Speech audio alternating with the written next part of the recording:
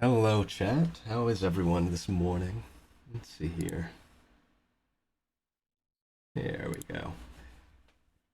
Yes, it's time for a fresh campaign.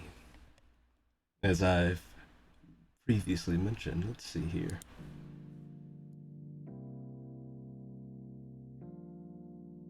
Also, for everyone in Albert, I'm gonna go ahead and share my audio. Let me know if you hear it twice so I can fix it. Let's see. Eh, There we go.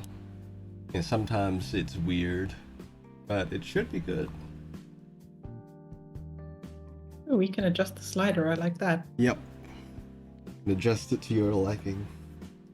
Well, I'm not hearing it twice, so Yeah, I'm just hearing music. Fantastic. Yep. All right. That's the music here. Good. Yeah. Fresh new party, fresh new faces. I'm real excited. So let me get so rid are of we. that. Same. Yeah, I have been. Mhm. I've been doing a lot to prep for this, and I'm excited.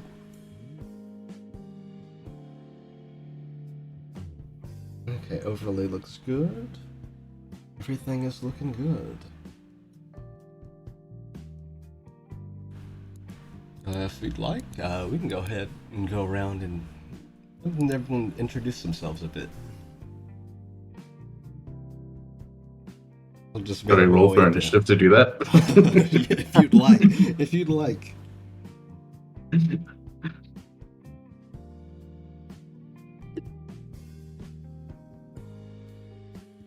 Okay, well, I guess I'm starting first because I rolled a nat 20. Yeah, go ahead. All right. I'm Ben, aka the Beardly Ben on socials, and I'll be playing the role of Barnacles, who is a level 3 seeker. Very nice.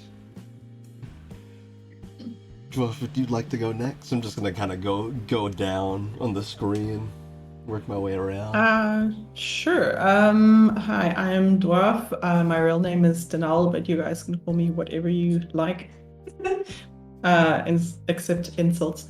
My character is her name is Pomegranate or Pom for short. She is a homebrew class made by Drawful. She's a chronicler, which is a bit like a bard or a spellcaster, but instead of songs, she uses stories or chronicles to bring things to life and to make magic that way. All right, very nice. Sir, would you like to introduce yourself? Yeah, sure. Hello, chat. I'm Lythor. I'm going to play Robin, a non-binary warlock human who doesn't have any secret at all. Ominous. In the slightest. All right, optics. That sounds completely normal. Hey, my name is Optics. I will be playing Gunther Lunas, the Sun Dragonborn here. He's a level 3 paladin. Very nice. And last but not least, Saffron. Hello, my name is Saffron. I will be playing Two Candles, a level 3 apothecary, another homebrew class. So she's going to be mixing up all kinds of weird potions and things.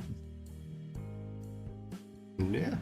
And for those new to the channel, new to me, I suppose, I'm Gamma or Drawful, whichever you prefer. And yeah, I run games here. In fact, I run another game on Friday nights. Cry of the Bleeding Moon. They are coming up on their 14th session. Yes. Nice. Prophecy of Varaxes will be another mainstay. There'll be a session every other Saturday. So this will be a bi-weekly campaign. But yeah, that is about the gist of it. Cool. Right. Now, before we begin, does anyone need to handle anything, bathroom break or otherwise? I am just letting our dog go potty. Sorry. Side note, I personally need to run to the bathroom really quickly, so I'll be right back. Okay. Alrighty. Then I will take myself to potty as well. It's potty hour. It's potty o'clock. It's potty o'clock.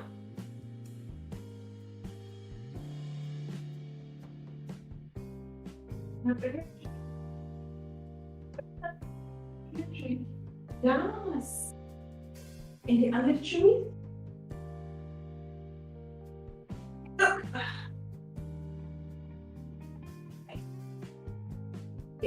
Your baby.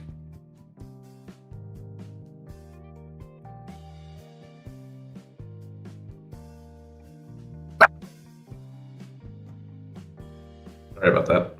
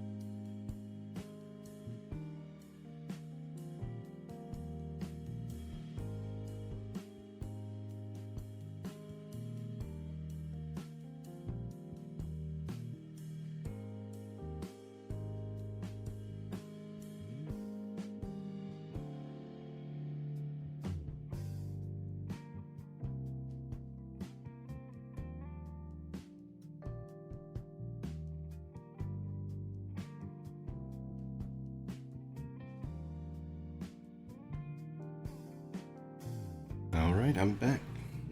Refreshed and ready to go.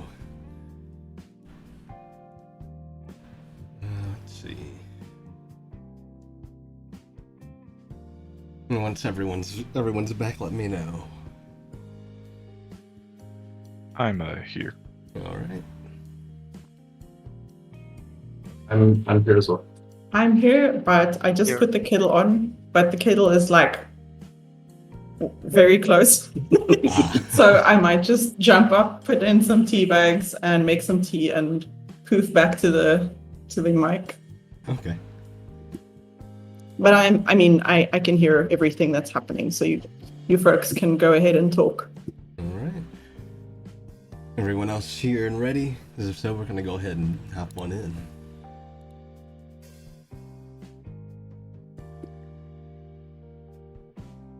Yes for me. That's a yes from me as well. Oh, yeah. I'm ready. Alrighty. Let's see. Give me one moment.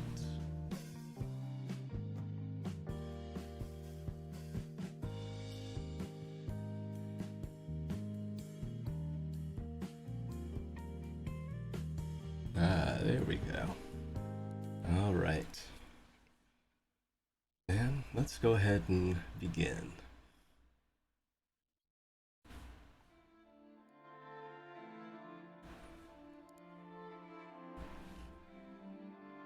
Whether through letter or through other means of contact, you all have been summoned to the city of Telakis in Winstria, the northernmost region of Arulia.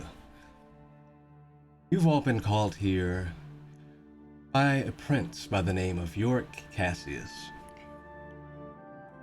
who's taken it upon himself specifically to invite each of you. But his ties are to each of you, and how he may have known to reach out to you is yet unknown. But regardless, you all find yourselves traveling to Talakis for a dinner party. I'll go ahead and open the Talakis map.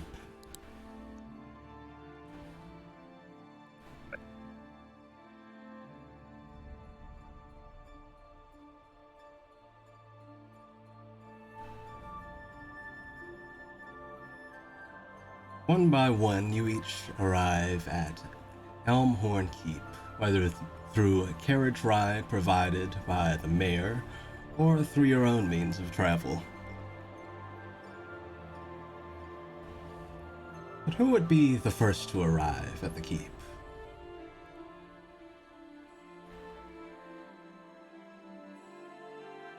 Anyone particularly punctual? I'll say. Candles I'll say. might. Yeah. She's from. Oh God, I forgot the name already.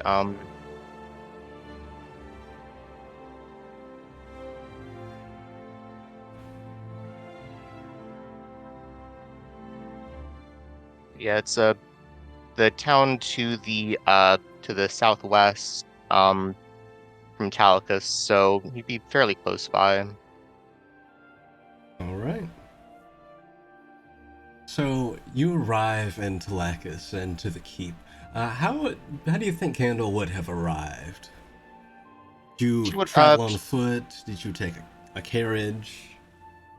she would have taken the carriage. Yep. All right. So you arrive at the gates to the keep, and you're met by two guards. And one of them approaches you and nods. Ah, are you here for the dinner party? Yes. I was invited by the Lord. Ah. A bit early, but if you'd like, you can head on inside. Thank you. And he'll Long step aside and open the gates to the keep.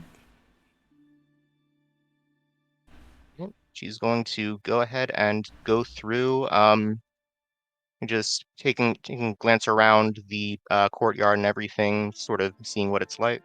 Okay, so looking around the courtyard, you can see that there seems to be a small house off to the side where it seems to be a storage area of sorts. But for the most part, it's pretty sparse in terms of different things out here. There's a nice tree off to the left, or rather to the right, and you can see that the lawn here beyond this wall is pretty well manicured, well kept. But for the most part, it's just a pretty nice looking courtyard. It's in good shape. And I see. Is going to she would go ahead and continue to the door. I don't know if there will be anyone else waiting for the arrival. Okay, are you heading on inside? Yes. All right. So, stepping inside of the keep, you see a pretty long corridor that leads into a larger room where you can see that there is a throne that's currently vacant.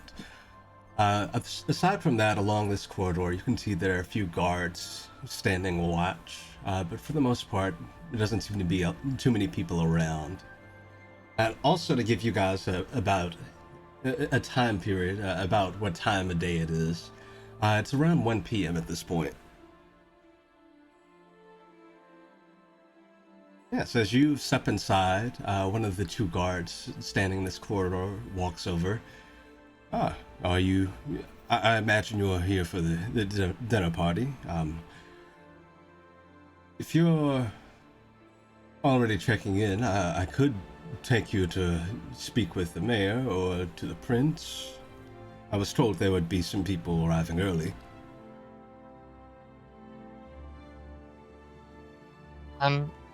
I think that I would prefer to wait until dinner to meet with them if that's would be acceptable. Yes, it's fine. There is a sitting room. I can take you there if you'd like, or if you wish to come back later, that's also an option. Sitting room sounds like it would be nice. Thank you. All right, right this way. And he leads you off to the left and into a room at the end of a hallway. And inside, you can see there are a few nice looking couches, a nice table in the center, and a view of the outside courtyard. Right. She'll take a seat on one of the couches. I don't know if there might be a bookshelf or anything that you could peruse. Yeah, there would definitely be a bookshelf in this room. You'd see a pretty small one off to the right. Right. Then you should probably pick out a book with if there might be any kind of local information. Should definitely pick that up and start reading about it to get a feel for the town. Okay. You do find a book about local information. It's a smaller book, and it's titled "The Time the Town Nearly Exploded." That is definitely going to get some attention. And it's actually a journal. And as you kind of read through it, you learn that a few years ago, almost there's almost a several mile wide explosion emanating from the original mayor, or the original mayor's impersonator of this town for the current one.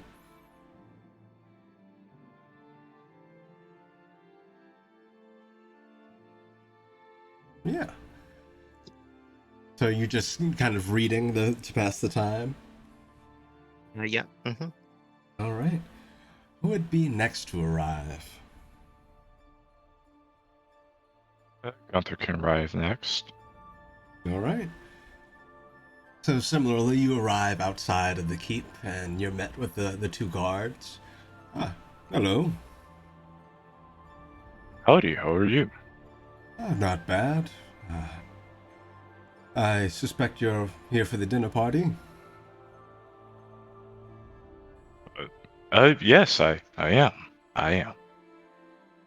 Then, if you'd like, I can take you inside. Believe another arrived early as well.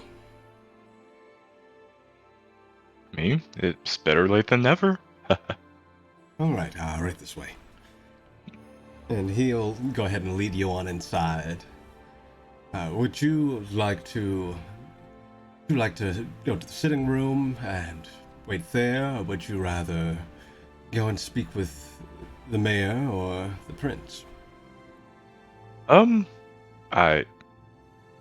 I could talk to the prince, to see what he wants. Very well. Follow me. And he begins leading you down this left hallway and past the sitting room. As you walk past, you can see that there's someone in there currently reading a book. You can see Candle is in there reading a book. Probably ma'am. very enthralled. Oh, hello. It's going to sort of dart her head up after a brief pause, realizing that he's being addressed. Yes. So I'm just assuming we're passing by. This was the other early arrival. He'll just kind of nod in Candle's direction before continuing to lead you down the hall and up the stairs. And upstairs, you can see that there's a balcony that looks down on that throne room. And he leads you to the first door on the left. And he knocks on the door. And for a moment, you can hear there's a bit of shuffling behind the door before the door slowly creaks open, and you see this individual.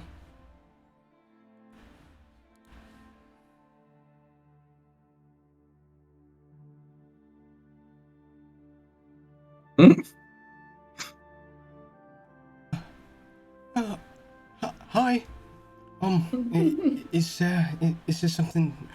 Oh, you're one of the people. What's your name? Lunas, Your Highness? Oh, well, that's my father. Um, I'm Yorick. I'm the one who sent the letter. Well, nice to meet you, Prince Yorick. Same to you.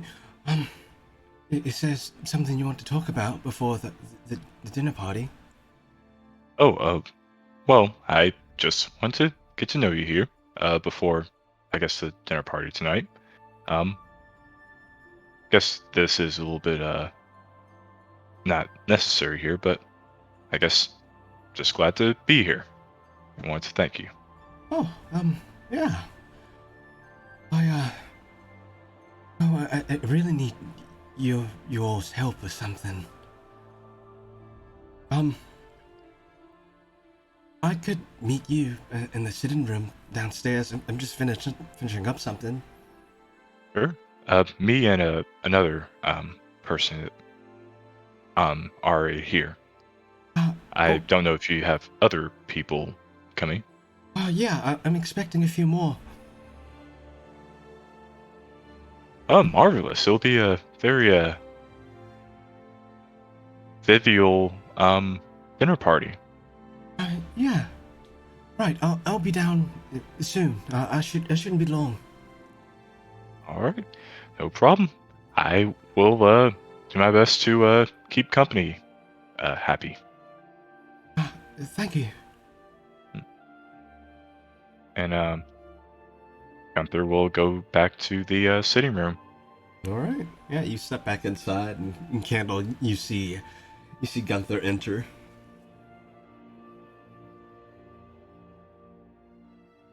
Just talking to the prince there, he seems very anxious, but considering this is a dinner party, I'm sure he wants to be on his best behavior. But nice to meet you. My name is Gunther. I see. My name is Two Candles.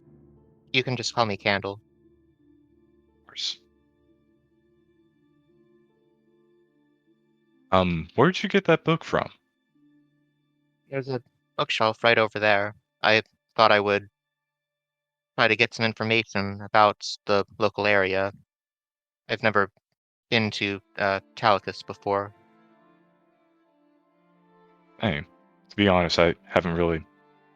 I guess I've traveled a little bit, but mostly around my hometown and just a few other places. I wonder what's at this bookshelf. And he'll probably just go over to the bookshelf and like browse for anything, fiction or non-fiction. Okay. So, are you looking for anything in particular, or are you just kind of looking for something to pass the time? Just looking for something to pass the time. Okay. Roll me a d10. Sure.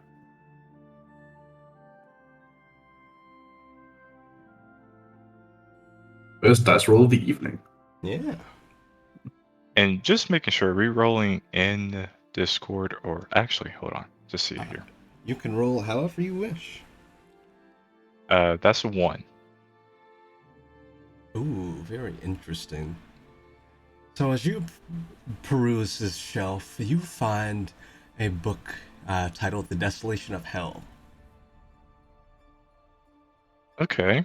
I'll look at the first page. Is there anything lewd on it? No. So as you look at the first page, it starts to detail the death of Helm that happened 5 years ago. Oh wait, are you saying Helm or Hell? Helm. H-E-L. Okay, sorry. I thought you said Hell for a minute, and I was like, oh. I think Gunther will continue to read into it then. Yeah. It continues on talking about the day the sky shattered and the day that Helm, the former god of protection, was slain by a Godslayer. And this seemed to happen 5 years ago. In fact, all of you who are all of you who are from above the surface, which I believe is all of you, you would have remembered the day the sky shattered. It was very visceral. Hmm. Wasn't for very long. It was only for a few hours, but it was definitely very jarring. Yeah. Who would be next to arrive? Pomegranate could roll up there full of dust from traveling. She probably hitched a few rides with a few people. And now that she's here, she's like, my destination. All right. So you also arrive outside of the keep, and the same two guards approach you. One of them just came out of the keep. Oh, I'm guessing you're another one of the arrivals.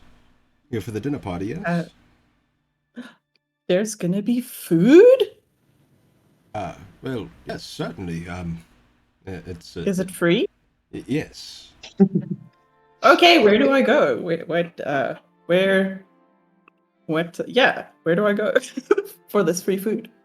Well, the dinner party won't be for a few hours, but if you'd like, there are a few other early arrivals. All right, well, let's go and size these arrivals up. All right, I'll take you to the sitting room. Excellent. She just dusts herself off just a little bit self-consciously because she is aware how extremely dusty she is from the road. This guard will begin leading you inside, and he takes you over to the sitting room, where you see both Candle and Gunther. Greetings. Howdy. Did you know there's gonna be free food at this thing? Oh, That really? does sound like a dinner party. This is Yeah. true. The word dinner was in there, wasn't it? True, but I mean, we could have had to pay for it, so I mean, that's a plus. Yeah, true. I am not a tabaxi of means. So, we take what we can get out on the road. What's your name? Oh, my apologies. My name is Pomegranate, or Pom, if you want to save your breath, I suppose. Nice. My name is And you are? Gunther. My name is Gunther. There's not really a short version of it. You can try to call me Gun, but that'd probably be really weird. That is fine. I shall call you Gunther.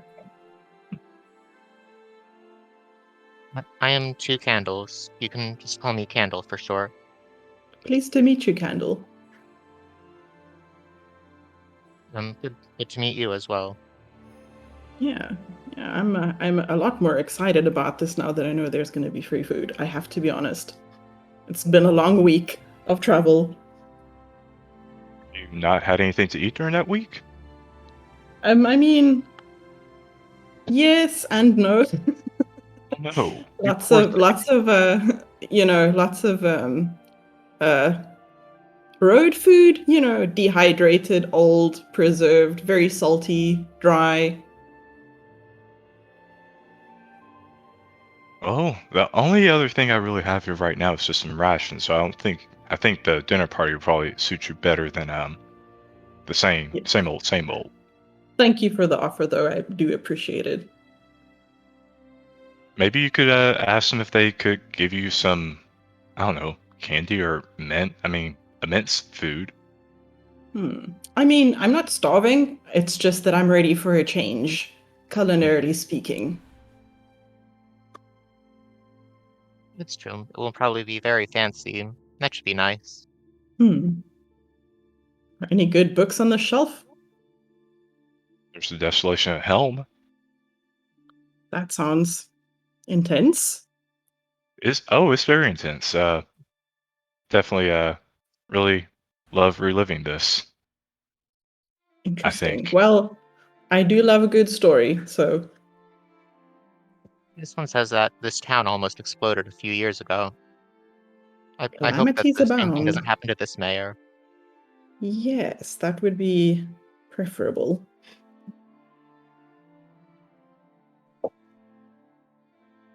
right. Is Like- Palm also exploring the bookshelf? Yeah, she's digging around for any juicy stories or maybe some bodice rippers, anything interesting. Okay. Would you also roll me a d10? Sure.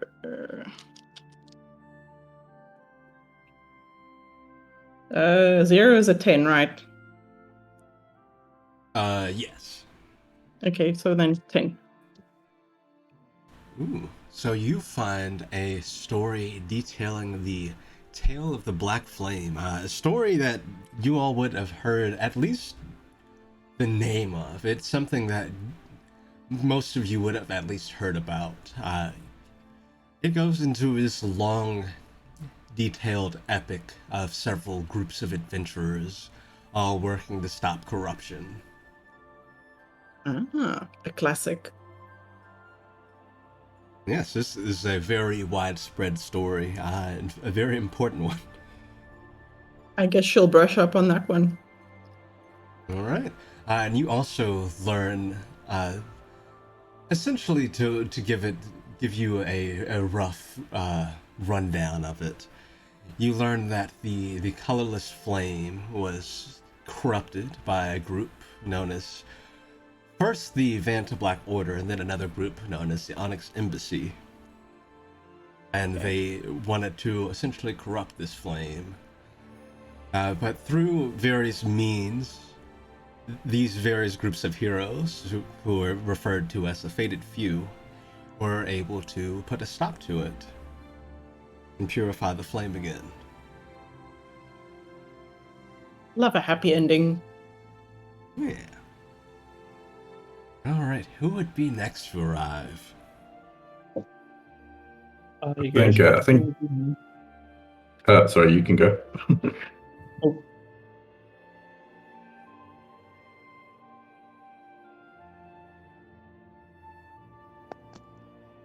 Oh, whichever one of you. you go. Okay. Okay, cool. So, Barnacles would rock up to the gate, having traveled mostly on foot, but also he'd be like hitching rides with some wagons that are like owned by farmers that are like on their way to sell wares, etc. So he's been like both hitchhiking and walking on and like traveling on foot to get to this dinner party. So it's been at least a couple of days. Alright. So you, having traveled the long way you've gone, you've finally reached Telakis and the gates to Elmhorn Keep. And the two guards outside greet you, and one of them walks over. Ah, hello there. You are? Hello. Name's Barnacles. Not entirely sure what I'm doing here, to be honest. I've received this invite, and I'm assuming, since, I'm a cook, that this is a potential job offer. Not entirely sure why I would be invited to a party other than that. Right, well, seems you're among some of the other early arrivals. If you'd like, I could take you to the sitting room. Do you mean I'm a guest? Yes. Oh, this is most splendid. Yeah, I'd like to. You said there were others. Yes. I guess we could walk on the way, right? Yeah. Follow me. And he'll begin He follows. leading you inside and to the sitting room where you see the other three. Oh goodness me! More guests. Howdy. Greetings. Oops, my mic was muted. Greetings. Sorry. This Hello. getting a bit crowded. Yeah, it's certainly a tight space. Anyhow, Starting I'm to smell like corn chips in here. the name's Barnacles. You can call me Barney for short, because it's a pretty long name. Probably as long as, the time I took traveling to get here. Like 3 Hi, I'm syllables? Pomegranate. Sorry. No, you're. Well- you're sorry. Well, some people do have trouble pronouncing it. Is that an ancestral name? It's the name my mum gave me. Not entirely sure where she got it from. Fair enough. Anyhow, I'm not entirely sure what I'm doing here. I've been informed that I'm a guest. I was under the impression that I'd be cooking. I've been told there's going to be free food. Oh dear, if that means that if I'm cooking that I won't be paid. I think she means free for us. Oh right, I think free you're. for I us. think you're just a guest here, my friend. Maybe. Is there a Hey. reason why you were thinking you were going to serve food? I don't know. It's like cooking's my specialty. But it's most splendid to be a guest, like every now and then. You see, I helped me mum out, like with the bakery back in Cold, so that's how I've been paying my tuition fees since I, got kicked out of culinary school. Well, I'm sure you're going to make a great chef, son. I do thank you. Maybe the Lord is looking to hire anyway. True. I mean, there's no shortage. I mean, I don't think there's going to be a shortage of chefs anytime soon. Well, if it means more opportunities for me to, like help out me mum with the tuition fees, then well, yeah, that does add a bit of a silver lining to the old dark cloud. Oh, sorry. By the way, my name's Gunther. It's a pleasure to meet you. Oh, it's the pleasure's all mine, Gunther. Who are your two friends? I don't think I've been introduced. I'm Pomegranate, and if you think about it, free food is like getting paid because you'd have to spend money on feeding yourself, which you're Right. not having to do. So it's kind of like mini being paid. Oh, that is a fair point. It's really smart there. I like that thinking. It is sound. Pomegranate taps her nose knowingly.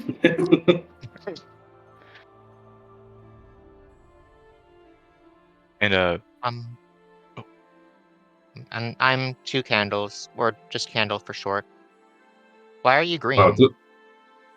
Why am I green? 'Cause, I'm part orc. Oh, I see.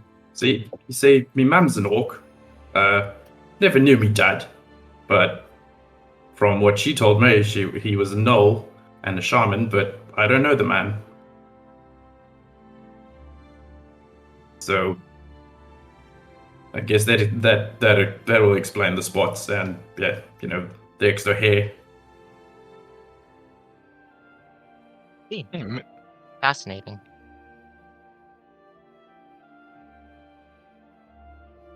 Yeah, I wouldn't say there's an awful lot of me running around. I'm certainly the only one half orc gnoll that I know of. But then again, I've not been out much.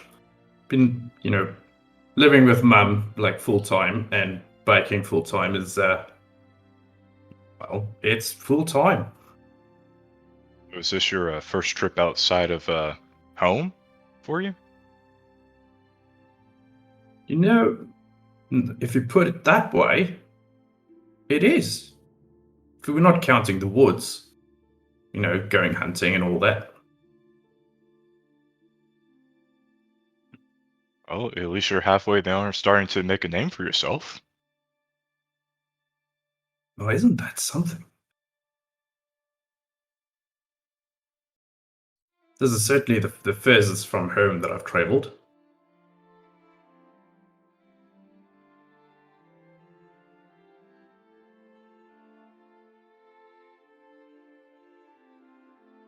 Well, right now it looks like we're all just reading books. If you want to read, you can. Oh, I guess. I'm not the boss here, actually. Well, it's quite all right. Maybe there'll be some recipes that I can find in this here bookshelf. And he goes to the bookshelf to see like maybe he can get some culinary ideas. You would find that there is a cookbook in there. Specifically, this one is about a local brewing recipe. Oh, You learn of a very nice, locally served rosebud rum. oh, That's also served in the Rosebud pub. nice. Yeah, among That actually does sound really good. Sorry. Just thinking about it, it sounds really good. I don't even drink and it sounds good. Yeah. all right, and last but not least to arrive, Robin.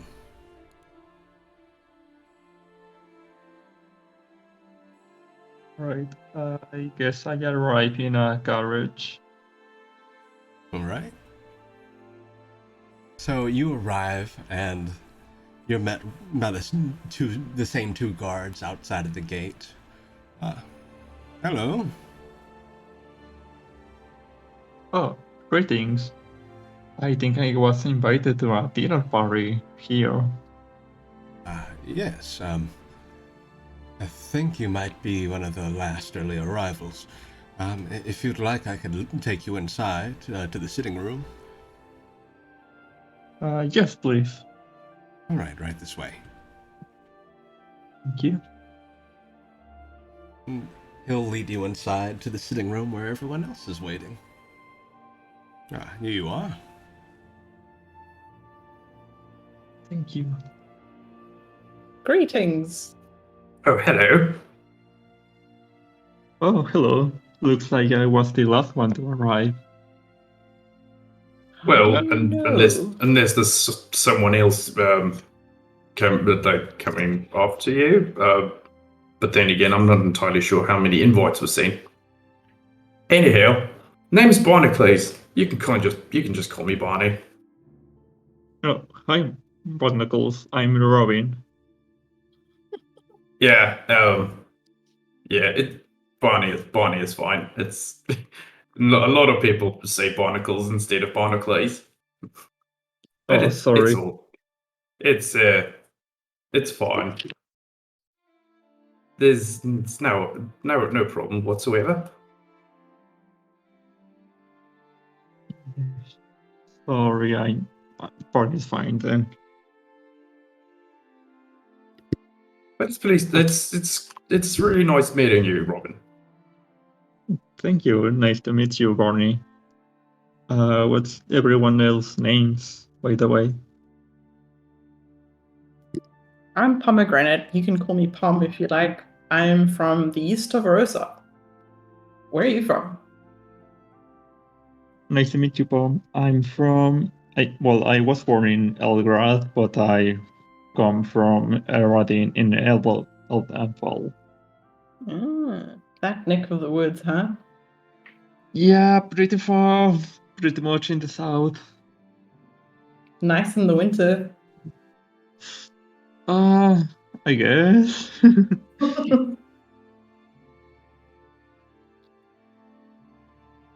Well, I for one think the winter is just grand. Like it's cold practically all year round and cold. I mean, I guess that's where the name comes from. So, there must be a reason why all of us are here. What do we have in common besides being alive? She says, questioningly, looking just to make sure that no one is like undead. I don't have the faintest idea. I mean, my guess is that we're all pretty outstanding individuals. I mean, you all seem pretty like an outstanding lot. That's so nice of you to say. Thank you. I just assumed that it was because of the treatise on the alchemical properties of sumac leaves that I had submitted recently, but I'm assuming that the rest of you don't look like you are very experienced alchemists. I have friends who dabble, but I am a chronicler myself, formally trained. Well, but I guess cooking could be considered a type of alchemy, but it's nothing compared to, what you've been describing. That sentence you said is deeply fascinating, and I do like to know more. Same. I'm more of a brawn type of guy, but I'm be down to listening to more about that candle. Minded. Perhaps we'll have time, though I don't know when the dinner will be starting. It is 1 o'clock, so I guess it'll be, unless they're starting soon, it's gonna be more of a lunch party than a dinner party. Hey, you don't suppose we've been called here to find a spouse for some kind of royal someone, something or other, right? We're not here like as a coerced wedding guest of some kind. Oh my goodness. I can't settle down. I've got a traveler's heart. I mean, if it's for the prince, I hate to. Think I'm a little too old for him. I mean, same. Prince, to be honest. Prince, you say? I've not met the prince. He's up Have you- there if you want to meet him. Really nice Well, furry lad. I Love I her. don't want to, impose. I think I think I prefer to stay and have a chat with you lot. That's all right with you. No problem at all. You're But a delight to have. I thank you. I do not say the um. Well, I don't know what a prince would want with me. Like coming from such a small and modest town like south of Cold. And as you ask that question, he actually steps into the room. He just kind of peers in to start before stepping all the way in. Hi. I think this is everyone. Oh, hello. Hi. I called you here. I should introduce myself. I'm Yorick Cassius.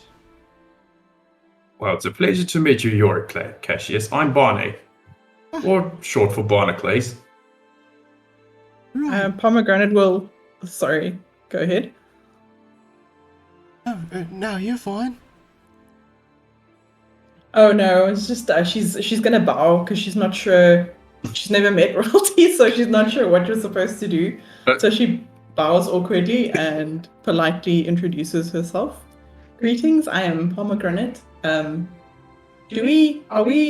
Should we say address you as Your Highness or I'm sorry, I've never done this before. I think Barney sees Pomegranate do this, and he's like, "Oh, right," and he also does a bow.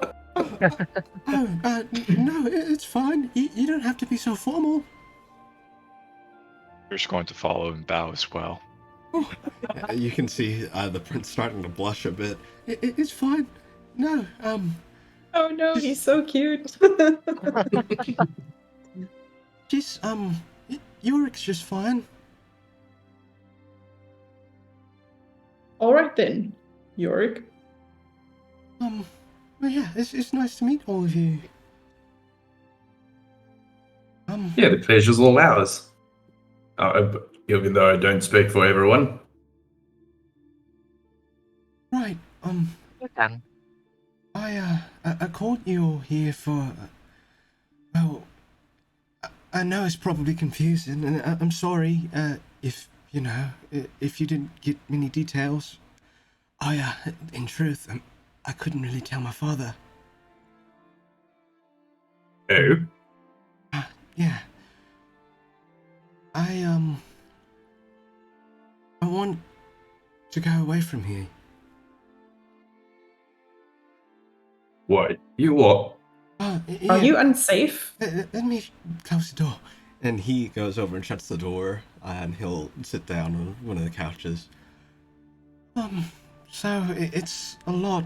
It's kind of coming to me all at once. A few nights ago, I had a dream, and this really scary voice spoke to me. And I was told that I was supposed to be some kind of prince of a city.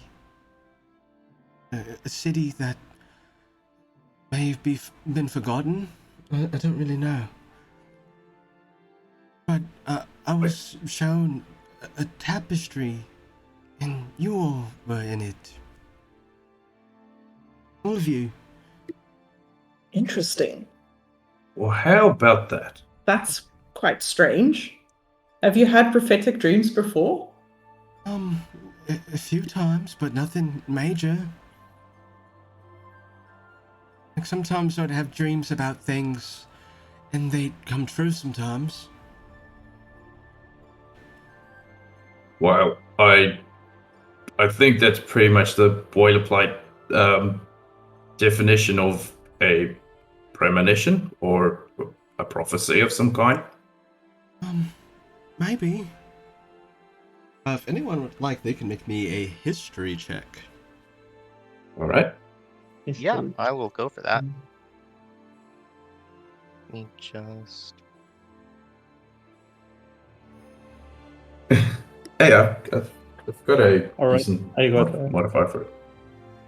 I got a 15 with a +2 modifier. Okay. And I got 18. I got 7. I got a 12.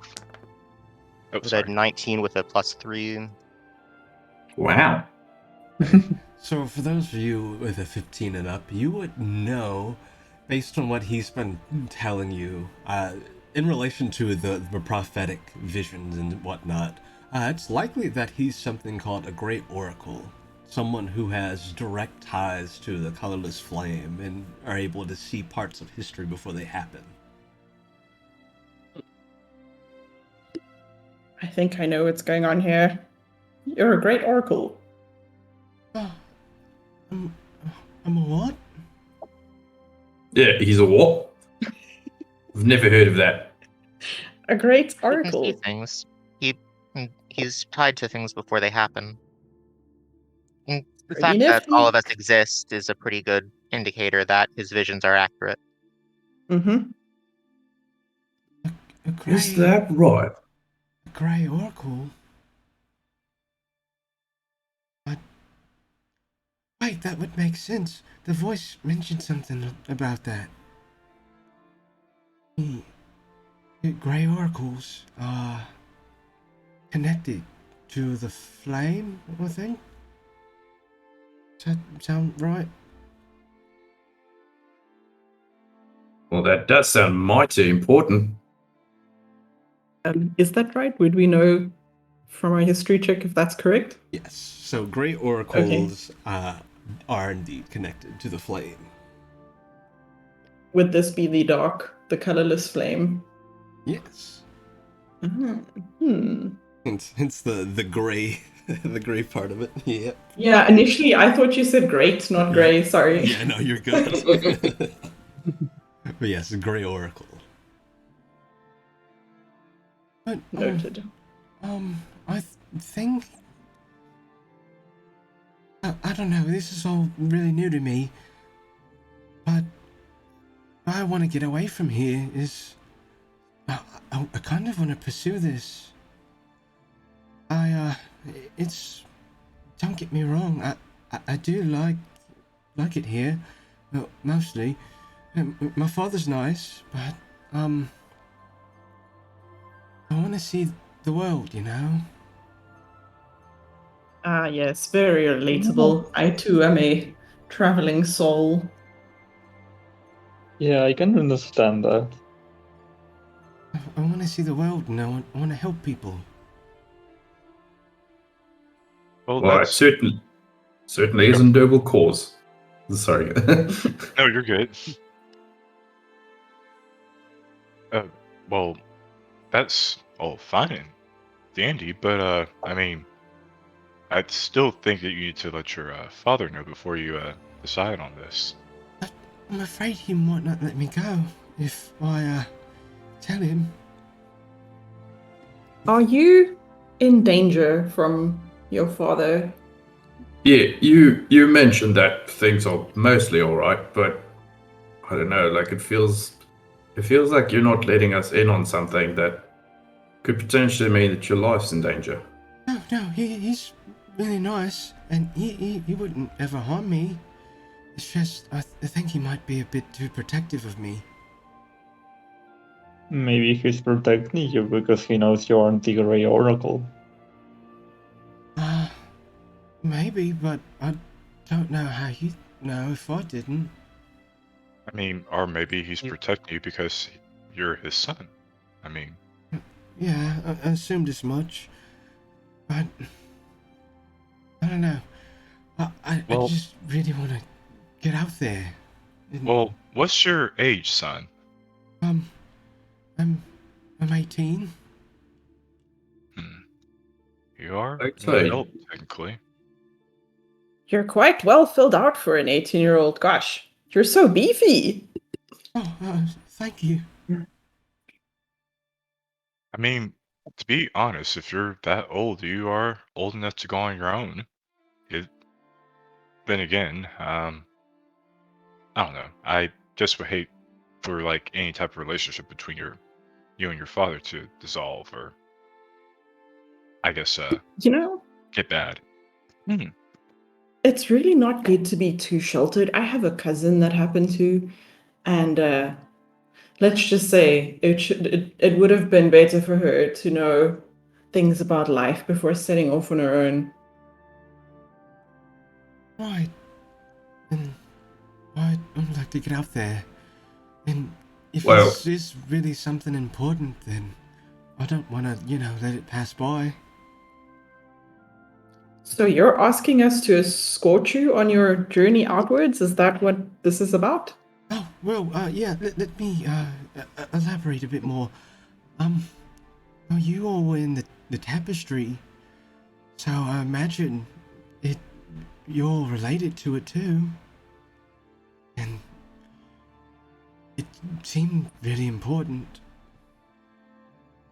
It seems like what you're describing here is talking about destiny, a destiny of some sort, and that we're destined to carry out some sort of task. Maybe? If, the vision thing is to be trusted, maybe. Well, I'd say that sounds mighty important. Yeah, I'd And like to go see the city and see what I have to do. well, I don't know about you lot, but I mean, I can cook for everyone. Will we be setting off before or after dinner? Oh, Who? we were gonna go after. I think it'd be really alarming if we, left beforehand. Because I wouldn't want him to worry and then, he'd be worried and the party might not go all right. Fair. She's Well- just so relieved that she's gonna get fed before we leave. She's like, yes. That does present one problem, though. I think you could at least let him know that have some way of communicating that you're okay with us, because, I mean, if you decide to just up and leave, all he's just going, if he knows that we are with you, he might just think we absconded with you or something. And then he'll Yeah, they'll Good point. Right. Yeah, I don't want to be charged about kidnapping the brains. Yeah, that will raise some suspicions with your father, I think, and will probably paint us in a very bad light. I'd rather not repeat the incident of 5 months ago. I'm not Let's- gonna ask any questions on what you just said there. That sounds Pom like just shudders. she just looks kind of into the middle distance and shudders a little. Right, I won't At least you press have some experience with it if that does come to pass. That being Well, said, I'm not saying that I'm opposed to you going on this, just that we need to have a plan in motion. right, maybe if I talk with him, maybe you could help me a bit? If the... Of course. Okay. Does he know about your past visions? I've told Even if he him doesn't know about them, but he just said that they were just dreams. I hate when parents invalidate their kids.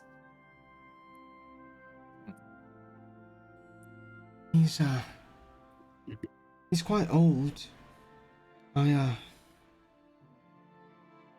don't know how well he is at paying attention to certain things nowadays. He's a good man, though. A lot better than the past mayor, from what I heard. Are you next in line? Well, usually when a mayor steps down or they pass, they can vouch for their family, but it's never guaranteed. So I guess not necessarily. Okay. So what you're saying is you're not in any particular way guaranteed to be the heir of some throne Right. or some title. Right. Exactly. I think that makes it quite alright. I don't know much about these things. I've only lived with my mum for 25 years. Well, I think my plan, other than obviously venturing to this place, wherever it is I'd maybe like to properly hire you all as mercenaries. Mercenaries? Yeah, I'm not much of a fighter.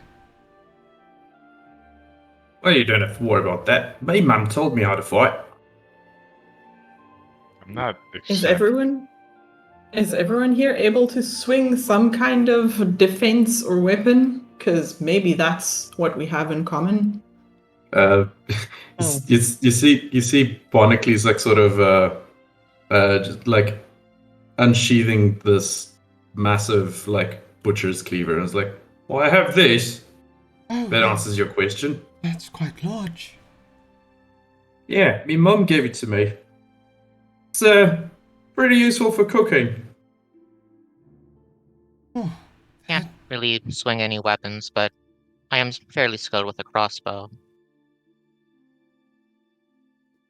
I mean, I am a chronicler, so sorry. Go oh, you're ahead. good. You go first.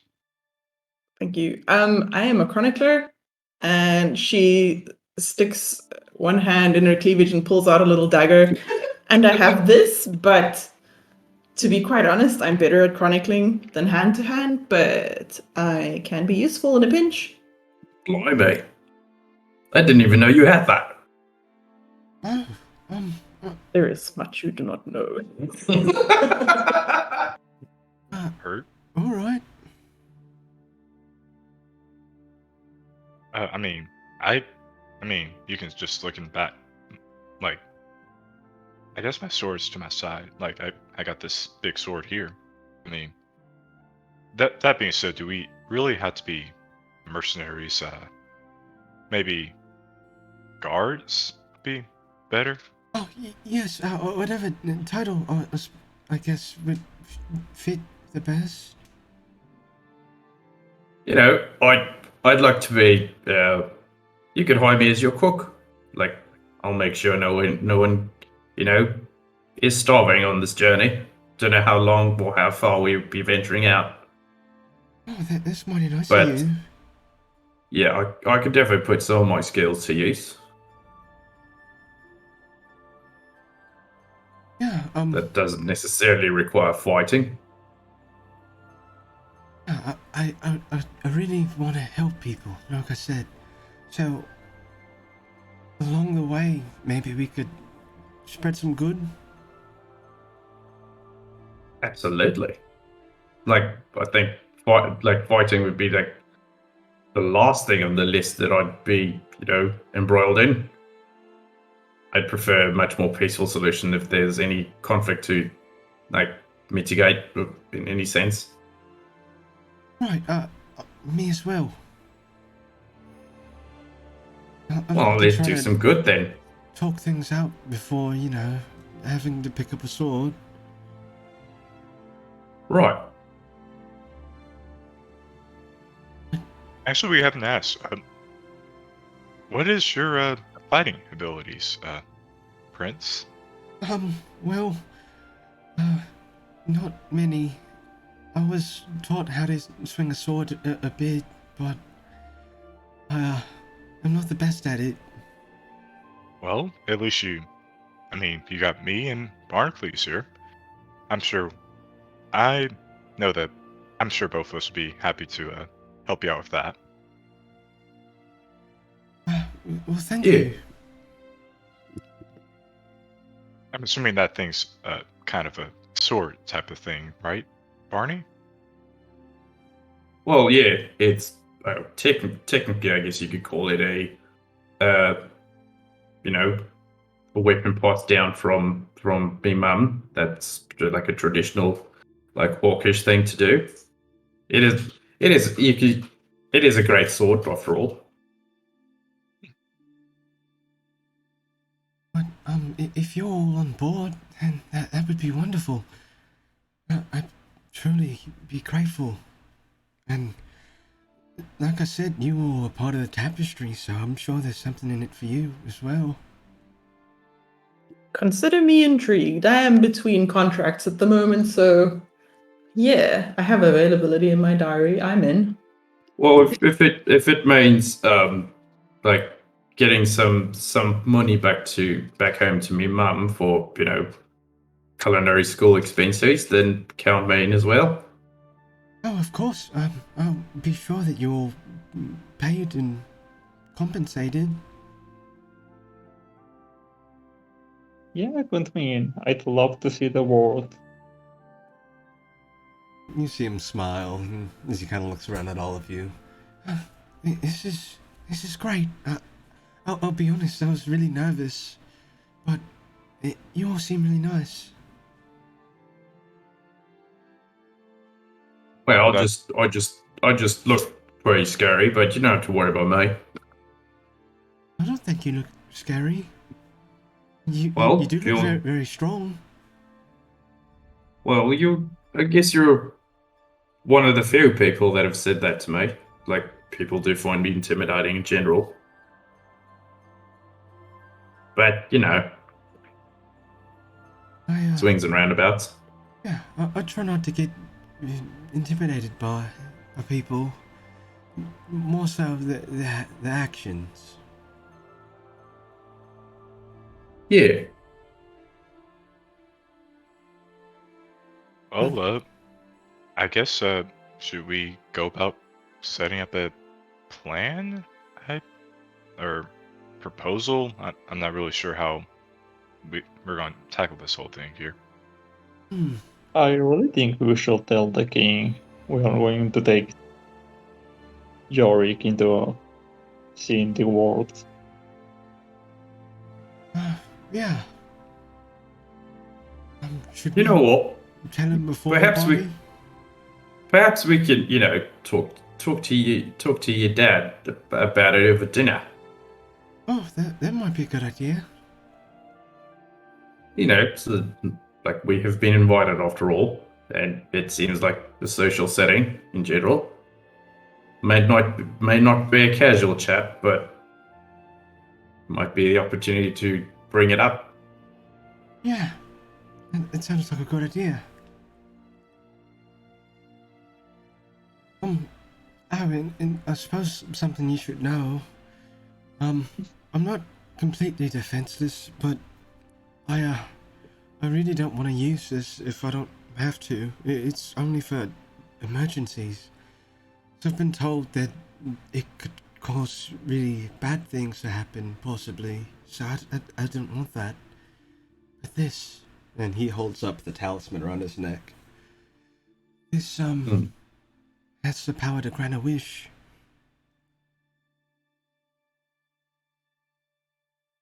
How about that? That seems powerful. Yeah, it was passed down to me. But I've been told a lot growing up that a lot of people have made wishes and it's only caused big problems. And can I do an Arcana check just to see like how powerful this amulet is? Sure. Cool.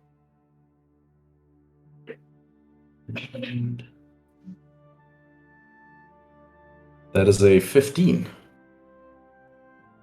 You feel an immense amount of arcane energy coming off of this amulet. It is very much capable. From what you can tell, it definitely emanates that amount of energy, about as much energy as that of a 9th level spell would.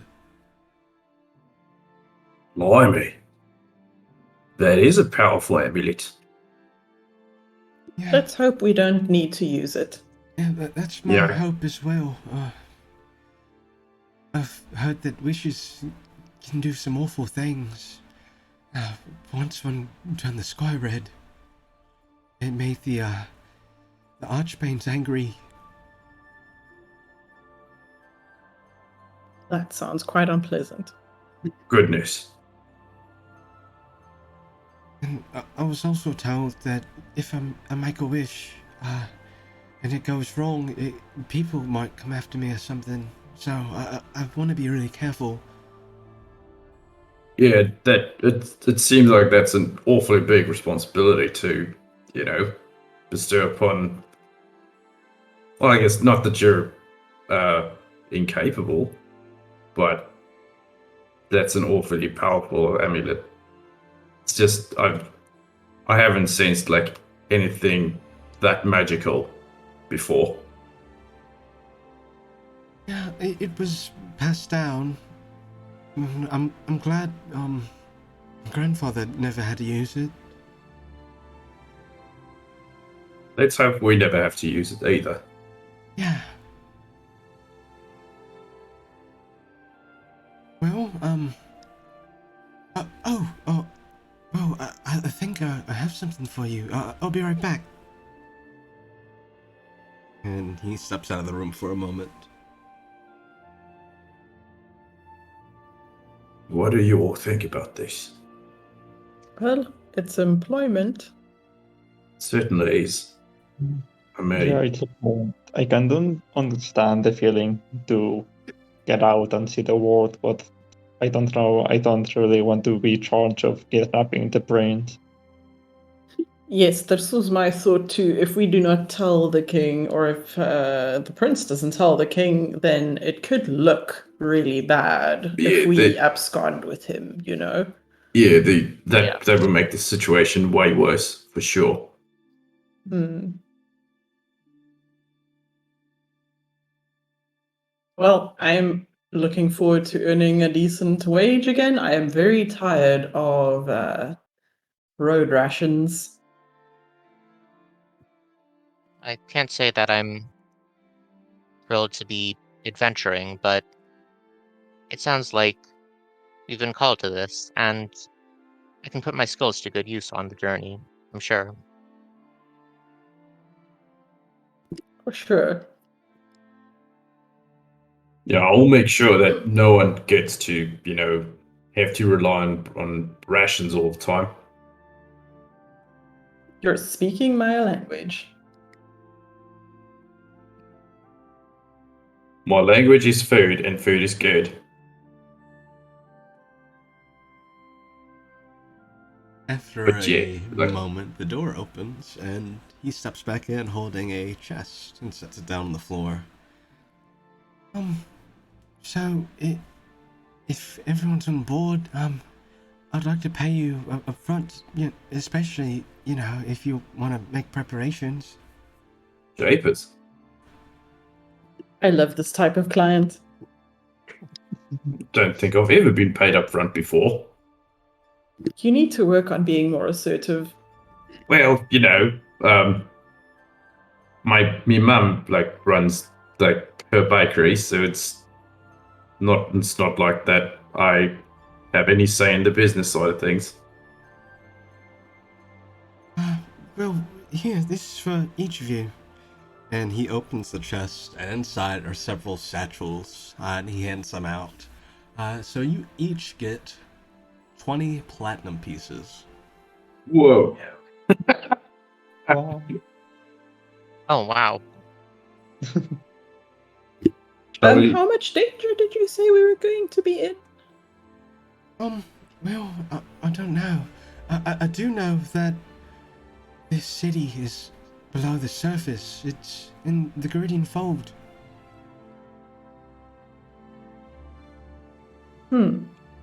Well, I suppose there's nothing for it but to meet adventure headlong. Right, and there'll be more where that came from. But, yeah, I want to pay you up front, of course. Oh yeah. You're my deepest thanks. I'm pretty sure me mum will appreciate this.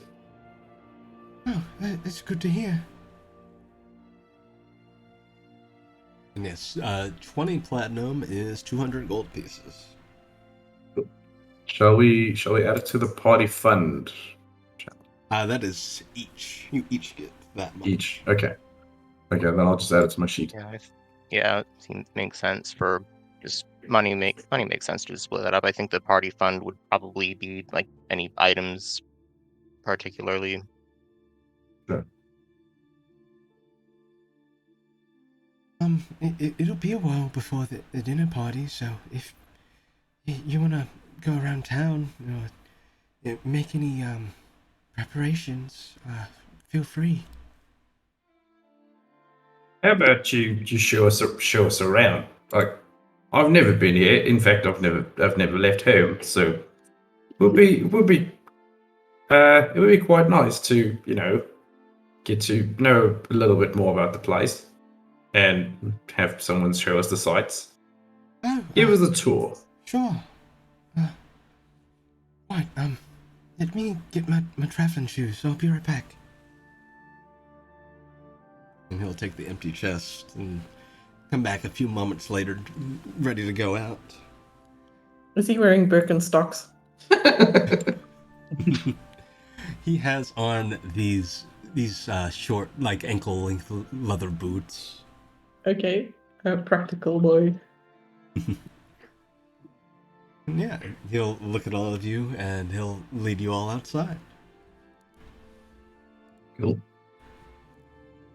I will definitely follow. All right. And for like town map travel, I usually just represent the party as his satchel. Okay. Yeah, he'll bring you outside. He'll turn to all of you. Is there anywhere you'd like to go? I guess. Well, I've no preference. I don't know this town. What would you recommend? Well, if Unless anyone else has any suggestions. yeah, I'd like to hear if there's anywhere in particular you need to go. I wouldn't mind seeing a potion seller. Sorry, I'm incapable of saying the words potion seller without doing the voice from that video. Potion seller. A potion seller! Going into battle. Somewhere that sells potions would be nice, and maybe somewhere with a couple of daggers. Maybe there's a better one for the old hidden, knife rack. So we do have someone who specializes in making medicines, but I don't think they do anything magical. Well, there is one person. He's actually in town for the winter. Mr. Oaklaw. He lives at the edge of town. Maybe he could help. We can go give it a try. All right. I'll take you over there. Thanks. He'll begin leading you all through the town. As you walk about, around this time of day, there are a few people out kind of walking around. Mostly, it seems pretty quiet for the most part this afternoon. And something you all would have noticed on your way here is that the surrounding woods are just full of these bare trees. Everything is very barren and grisly looking. Hmm. But as he brings you all over here to this part of town, the fauna and the flora, the various plants, seem to look a lot more lively. And he brings you all up this hill to this house here and to the gate. And he slowly opens the gate. You can see that there are these very well-kept hedges outside of this house, and he leads you all up to the door and knocks on it. And after a moment, you hear very faintly the sound of footsteps very slowly coming, as well as something tapping against the floor inside, almost rhythmically with the cadence of the footsteps. I'll be right there. And then, after a moment, the door opens, and you see this individual who has actually full body art.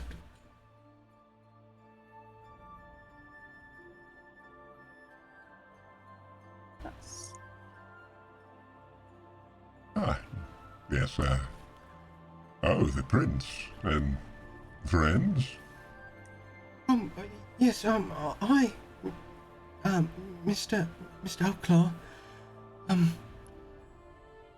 well, Pomegranate here might, need your help with something. Greetings. Ah, yes, hello. You wouldn't happen to have any healing things in stock? Perhaps some headache powder or a wound coagulating powder or something of the sort. We are going on an adventure soon, or a very long road trip, or at least I hope it's going to be long and not short-lived. Anyway, I'm getting sidetracked. I would love some healing supplies for this trip, if you have any. Are you going with the prince on this trip? Well, I'll let him explain. Oh, yes, they're helping, yeah, we're all going together. Interesting. Well, I could help. I have a few things that could be of use. Give me one moment. Come in if you'd like. Watch your step. There are a few runes. Tom will duck inside. And inside you can see it's a very quaint looking kind of cottage home. You can see that there are several plants in here by the window off to the right. And there's a sitting room. There's a little living room off to the left and a long hallway that leads to a back door. Nods appreciatively. This is the kind of domicile she's used to. Arnold is going to check out those plants and see if there's anything. Just take a look at what kind of plants those are. Okay, you see that there are quite a few different plants. You see a few lavenders, a few daffodils. He has quite a few. He has some ferns. Just a lot of variation. For some reason, feels the urge to chew on the ferns, but she resists. I'll be right back. Yeah, just give me one moment. If you come down the hall, stay close to the walls. What kind of house is this? I have room for intruders. Smart. Do you get a lot of intruders out here? I was about to ask the same question. Well, not recently. I used to get quite a few, unfortunately. Back when, magic was more taboo around here. I see. The past mayor and all. Oh yeah, we've heard mention of this bloke not being particularly, favored or painted in a positive light. Right, I'll tell you more about that when I get back, if you're curious. Sure. He'll begin to hobble his way down the hall into a side room.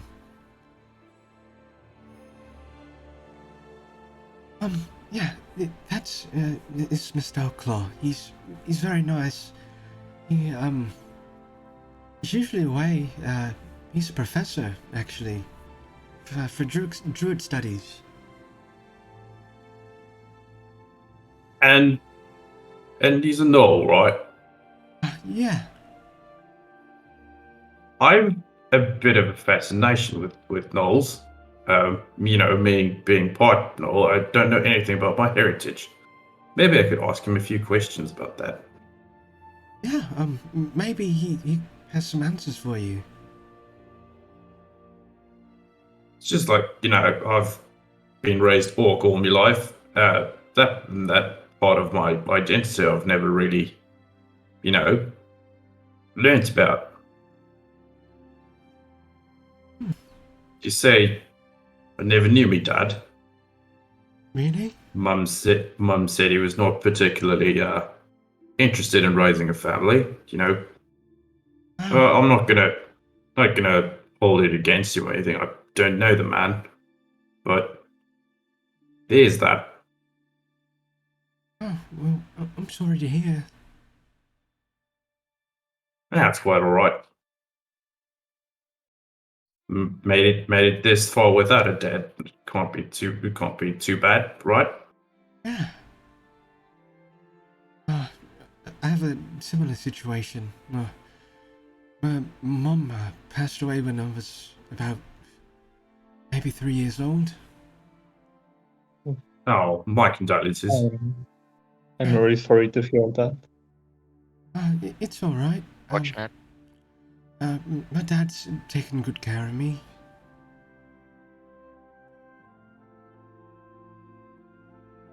Well, at least he's taking care of you, and that's Yeah.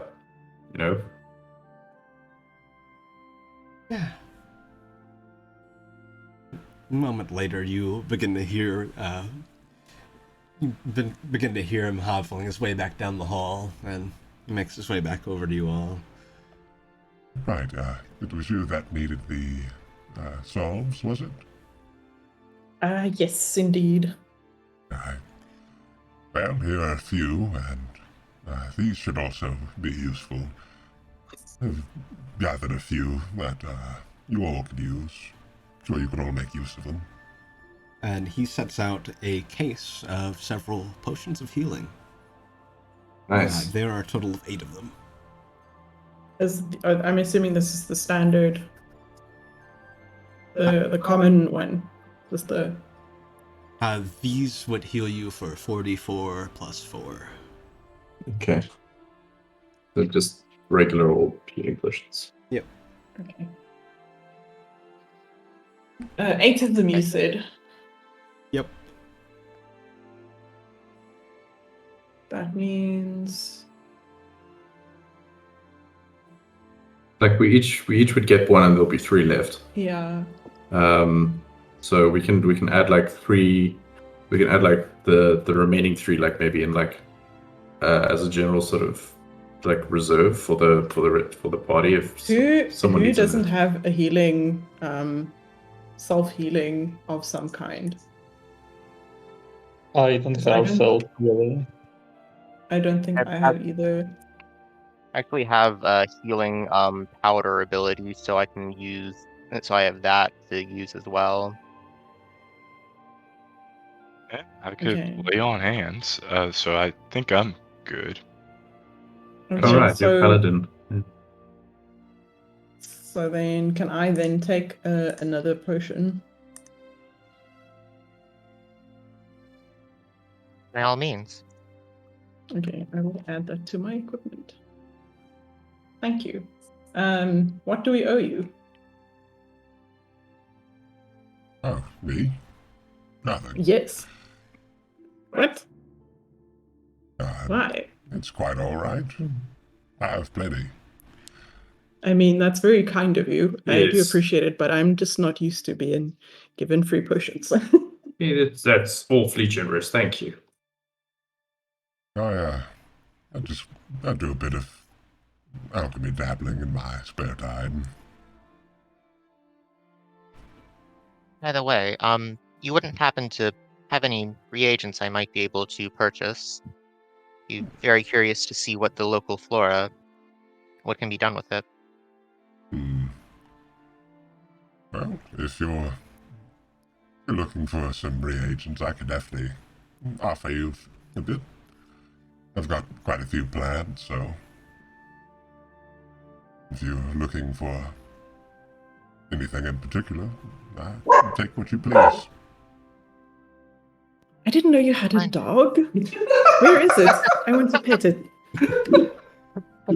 Well, I have a wolf. Oh, cool. Can I pet them? Sure. Hell yeah. In fact, I can get your reagents out back as well. Follow me and stay close to the wall. Don't walk in the center of the hallway. Unless you like mud, I suppose. Right. Palm is very excited to pet the wolf. He'll lead you all towards the back door. Is everyone heeding his warning? I think so. I About think the runes. he looks like he knows what he's talking about, so Palm will definitely acquiesce. All right.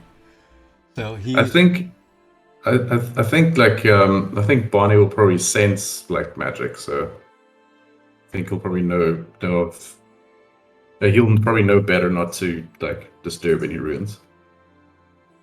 Yeah. So he leads you all outside to his backyard, and you can see that there's several.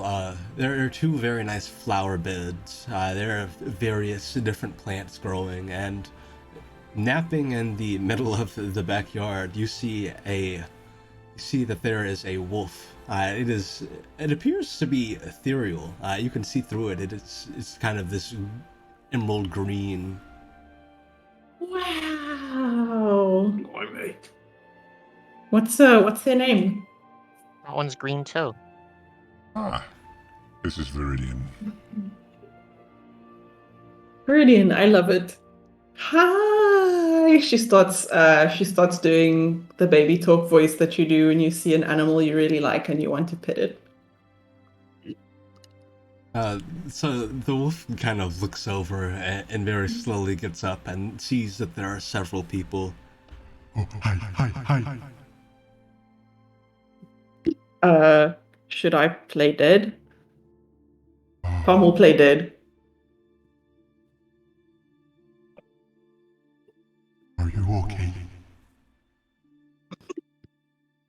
Is this voice inside her head? No, you all hear this aloud from the wolf. Maybe Palm will think it's inside her head and she'll think back, how is this happening? And she'll just continue to play dead because she doesn't know what's going on. Hello? And he walks over and just starts sniffing you. Oh my god, you're so cute! thank you. Are you, wait. You're speaking out loud, right? Yes. Okay. That wasn't the catnip I had half an hour ago. Good, okay. I'm sorry for calling you cute if that was demeaning to you, sir, madam. It's okay. Nice to meet you. Can I pet you, please? Yeah. Where do you want a chin scratch? Do you want a neck scratch? Do you want a head scratch? Ooh, all of them. All of them. Pom proceeds to give the most epic scratchies. This wolf is loving it. Despite the wolf being ethereal, when you to the touch, the wolf is solid and feels like you'd imagine one would feel. And probably smells like dog. Has kind of a piney scent to him, actually. Ooh, even better. Yes, this is Viridian. He's a very good boy. He's beautiful. I love him. Oh, thank you. She's ready to die for Viridian. But yes, your reagents. Feel free to take anything you'd like from my garden. Well, thank you. It's very kind of you. That's quite all right. And if you Go are ahead and helping the prince with whatever it is, I'd like to be able to help as best I can.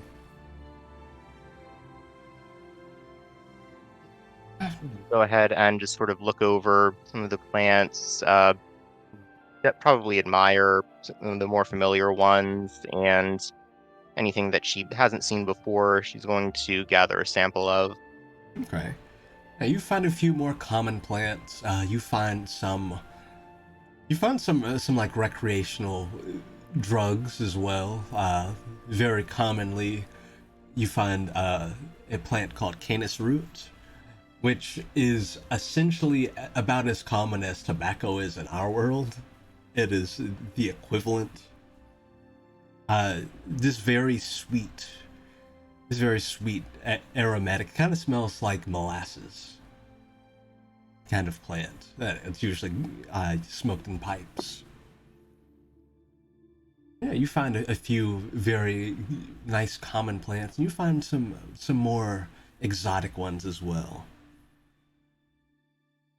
Any catnip? Doesn't seem to be any catnip around. Crisis. Thank you for all this, Mr. O'Claw. Ah, well, of course. And, have you had any more of those dreams you were mentioning? Oh, yeah, I was just talking with them all about it.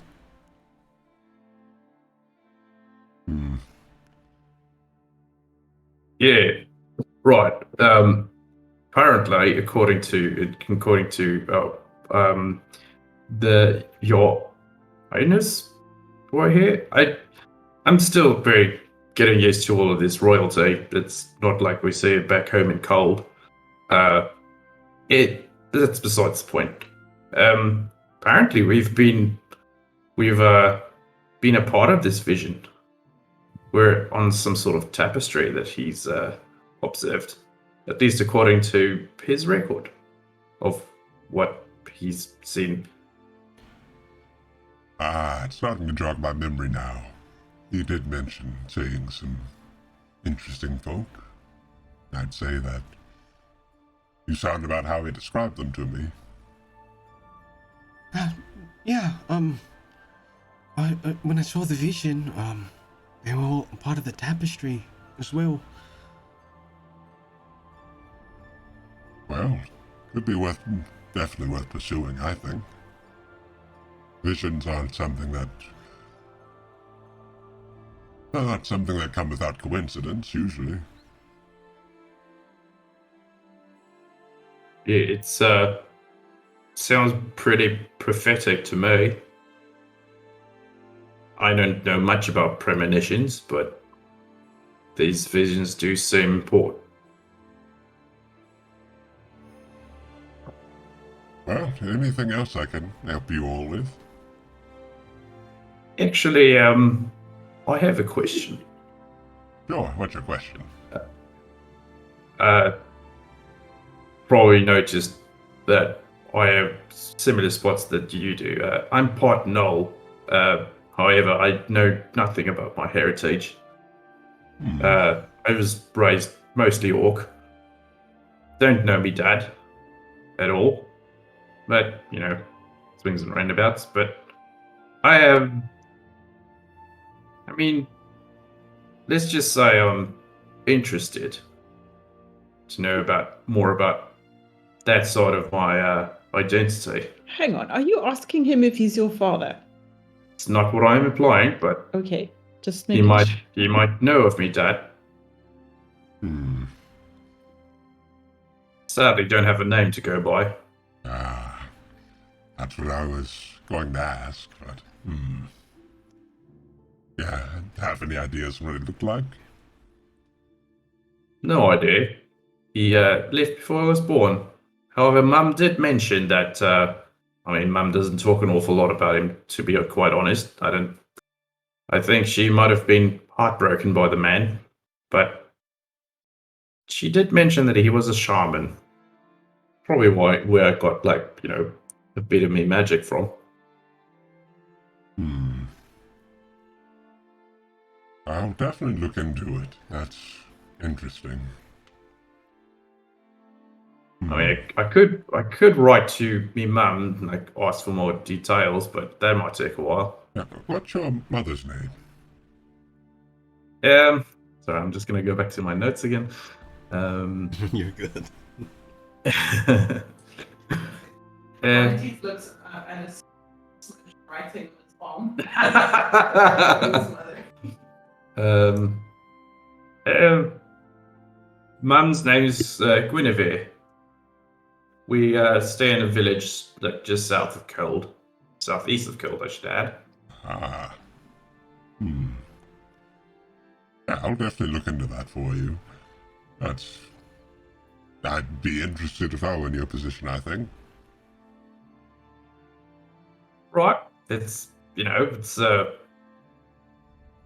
identity I don't know anything about. So, it's not really anything I've mentioned to Mum, but, I am interested. Yeah. Reminds me when I was searching for my mother when I was young. Never met her. Oh no. I don't know what I'd do if I didn't have me mum. She's pretty cool. I should just add that. She's pretty badass. Taught me how to cook and how to fight. Well, sounds like it to me. Yeah, that's nothing more orc than that, I suppose. Perhaps not. Well, I'll definitely look into that and... Actually, I can keep in contact with you this way. Give me a second.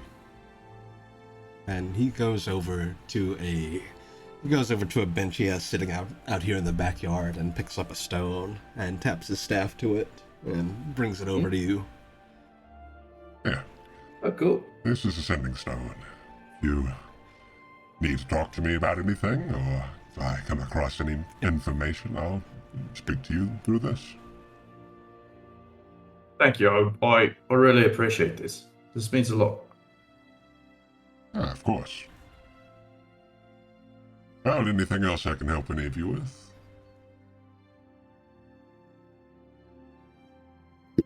Is there an art store in town? An art store? Closest thing I think we have is the library. Pity. I'm running low on indigo and Payne's Grey, but I'm sure I can make do with my current pigment set. There might be someone that can help you, actually. Fellow professor's coming into town. He'll be at the party dinner party that's happening tonight. He Will might be you able be to. there? It's not really my speed. Relatable. Especially since a But lot of there the will people be. around here still garner ill will towards me. Oh, I'm sorry to hear Oh, that. You're a really nice person. I'm unfortunate. not sure why they'd dislike you. Well, that's kind of a bit about what I meant earlier. Back when the former mayor was in power, people were taught to fear magic. They were told that it was bad. And it so happened that I was one of the few in the city who practiced it. So people looked on at me as some kind of omen. Rude. I can I can definitely empathize. I was bullied quite a bit as growing up as a young kid. Being a little different from all the other orc children. It's also one of the primary reasons I got kicked out of culinary school. See, the problem is when you do stand up to bullies, especially ones that are like half your size, then you seem to look like an awful like the bully yourself, and then you get suspended and expelled. Yeah, I can relate in a similar facet. Someone who was causing me problems in the tavern one day, I may have evaporated his drink. Oh, that's quite a neat trick. I love the idea of evaporating someone's drink to be annoying. Oh my god. Did you use a spell or a potion or? Yes, a bit of magic. I want to learn whatever that was that you used. That sounds like a riveting prank. I can scribe a scroll for you. Is it a single-use scroll? Do I need to choose my victim carefully? Yes, you would have to choose carefully. I think it would be worth it. I would appreciate a scroll of drink evaporation. Thank you. Sounds like quite a funny Potter trick. He'll actually go over and pull out a piece of parchment and unfurl it and begin writing that. And he'll bring it over. Here you are. What? Thank you kindly. What would I call this? Say if I wanted to enter this into some kind of database of equipment that I'm carrying. And he just gave you a scroll of create or destroy water. Okay. Excellent. Hopefully it'll Thank you. provide some use to you. I'm sure it will. I shall tuck this into my backpack. But as for this party, look for my colleague, a fellow named Bjorn Ogden. Bjorn, you say? Bjorn. Bjorn. Yes. Okay, I shall look out for this Bjorn. I believe he could definitely help you. He's the party's more suitable for his type, I suppose. He's more of a posh type. Should I mention that you sent me? Well, I'm sure he'd be fine engaging you either way, but if you feel you need to. All right. Thank you. You've been very kind to us. Yeah, look, exceptionally kind. Thank you. Well, people have treated me so poorly, I'd hate to do the same to others. And if we ever get the opportunity, then we'd very likely do the same. Yeah, that does me good to hear.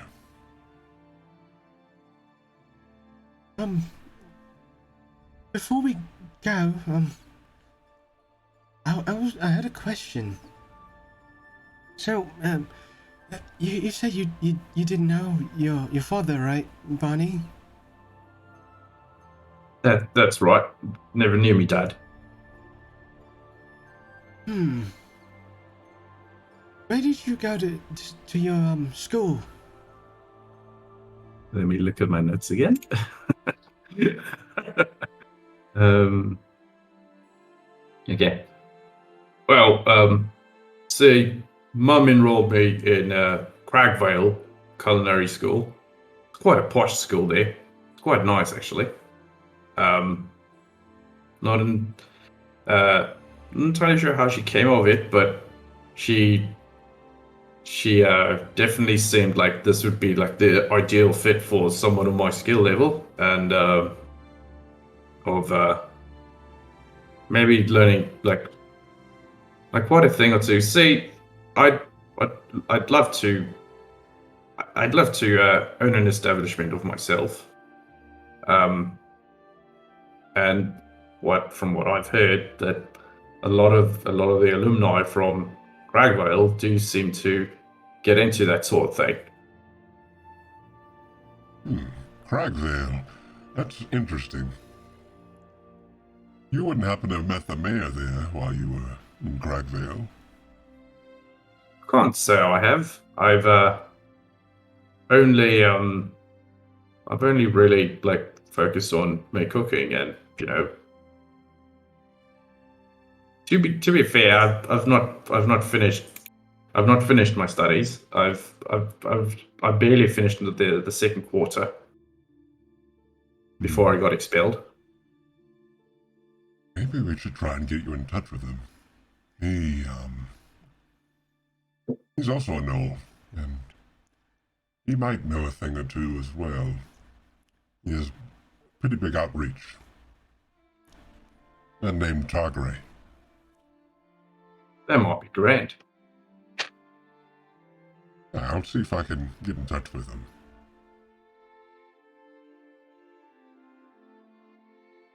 Well, feel free to stay as long as you'd like. I'll just be tending my garden. Pom will give Viridian some last scratches and belly rubs and bum scratches and all the things that canids love. Oh, thank you. Oh, please don't kill this wolf. If you don't mind, you said that you had a garden. Do you mind if I just take a look at it? Oh, of course. Go ahead. Sure. And he shows off the flower beds that Candle's been kind of looking around. Yeah, he has quite a few different plants. It's very nice, very well kept.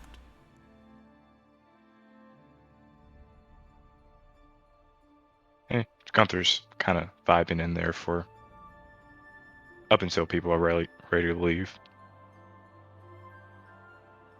Well, I think Pom's ready. If you guys were ready, I could take you anywhere else you want to go.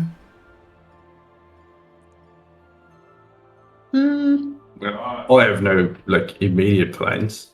I was just hoping for maybe a sharper dagger than the one I packed from home. It's seen a lot of meat, cheese, and bread, so...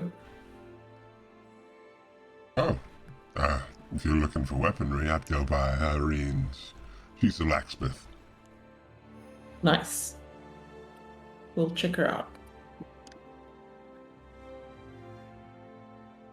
Oh, all right. I can take you guys over there.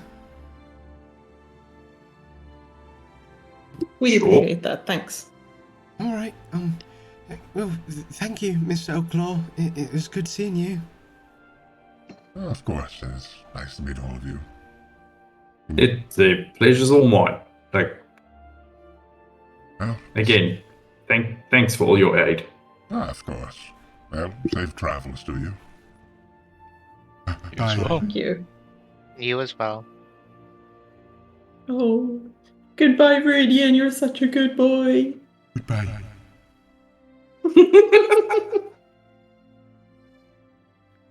All right. Okay. The blacksmith is not too far. Follow me. All right. We follow. So he begins to lead you all down to here.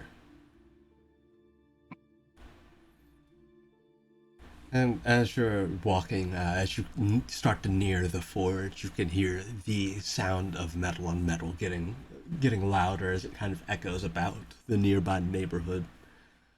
And at the forge, you can see that there is an orc woman who's currently finishing up a battle axe. Barnacles will greet her in orc. Wait, what did Barnacles do? He greets her in orc. Ah. Orcish. She looks up from what she's doing. Oh, hello. No, do you anything? I'm Irene. I run the fort here. Well, mate, Irene. I'm Barnacles, Barney for short. I believe Pom over here had a question. Hi. Pleased to meet you. Well, what's your question, love? So, she pulls out her boob dagger. This, I am not sure, will stand up to the use that I might require of it soon. I don't know if it's balanced. I don't know how sharp it is. It's certainly not that sharp, because I am struggling to get through my bread, cheese, and various road snacks. But if you have maybe a sharper dagger or a more well-balanced one, or something else that I could stash on my person, I'd greatly appreciate that. I could make you something a bit better. By make, I'm assuming you mean you need some time to do this. Just a bit. Not long. I'd say I could have it ready by tonight. I would love that. Can I pay you up front? Oh, yes, certainly. All right. I don't know what daggers cost. It's like, This one will be wait, I special think made. Tell me, are you fine with some of my finest craft? I mean, I am sure whatever you've been able to make or can make will be better than what I have. This is from a flea market, so it's one of those. It's more like a sharpened souvenir dagger than anything else, really. All right, tell you what. For 30 gold pieces, I can make you one of the best daggers you've ever held. I can vouch for this. There's nothing finer than orc weaponry. I'm sure. Sure. Yes. Let's do this. All right. Mom will pay. All right, she will. She's not sure how polite it is to haggle in this city because she knows in some places it's like normal. But then when Barnacles spoke up about how fine orc weaponry was, she thought, okay, maybe haggling isn't the move here. So, yeah. Well, thank you. And what's your name? My name? Pomegranate. Yes. All right, well, Pomegranate, I'll have your dagger ready for you. Come back and see me before I close up tonight around... probably around 9. I will do so. Thank you. All right. It'll be off to dinner time. Oh, are you going to that dinner? Yeah, we've been invited. Heard a few noble folk are in town for it. Strange collection of people in the city so far. I must say, I am enjoying the variety of persons I've been meeting here. Good. Well, anywhere else you all need to go? I am preparing my body for dinner as of now. So no, thank you. He looks at the rest of you. Anyone else? I'm fine, thank you. I think I'm good to go. Lead the way. Your Highness? You see him blush again at it being called Your Highness. Right. I guess we can head back to the keep. I think that things will be starting soon. All right. Excellent. I know Father said it's a dinner party. He likes to start things early. So it'll definitely go into dinner, but yeah, I suppose it's more of a lunch party. Are we talking hors d'oeuvres, vol au vents, finger foods? I'm not quite sure. I'm sure it will be delightful, whatever it is. I'm sorry. I mean, it has to be better than just rations. It absolutely will be. Oh, definitely. The food at the palace is always quite good. We have very nice cooks. Well, looks like we have our very nice cook ourselves, too. Yeah, I'm really Aw. excited to try your food, Bonnie. Now we'll be put on the spotlight here. It will be my pleasure. Alright. He'll begin leading you all back to the keep. And to the sitting room. Where, awaiting you this time, there's actually someone in the sitting room. You see another man. So I should have mentioned, Yorick here is actually a Bjarkan. He is essentially a bear folk. Chat was wondering about that. Yes, he's a Bjarkan. And you see another such sitting in the sitting room when you all get back.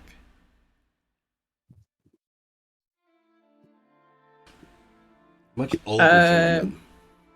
But Palm bows because she thinks this might be the father. Hi, Father. Well, no. Yes, nailed it. Are you all the guest that was mentioned to me? That was reached out to? Yes. Well, it's Yes. quite a pleasure. I'm Edgar Cassius. Pleased to make your acquaintance.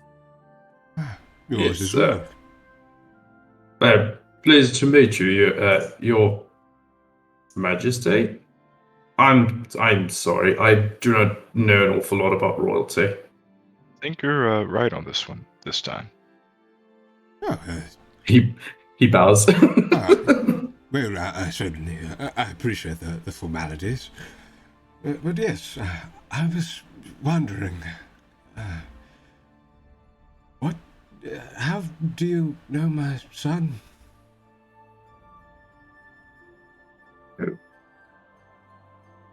Well, it's more a case of your son knowing us. And she sort of nods at Yorick encouragingly. Yes, so, Father, you remember I mentioned my dreams, and the voices, and the tapestry? Yes, I recall. Well, these are the people from the tapestry, from the dream. Right,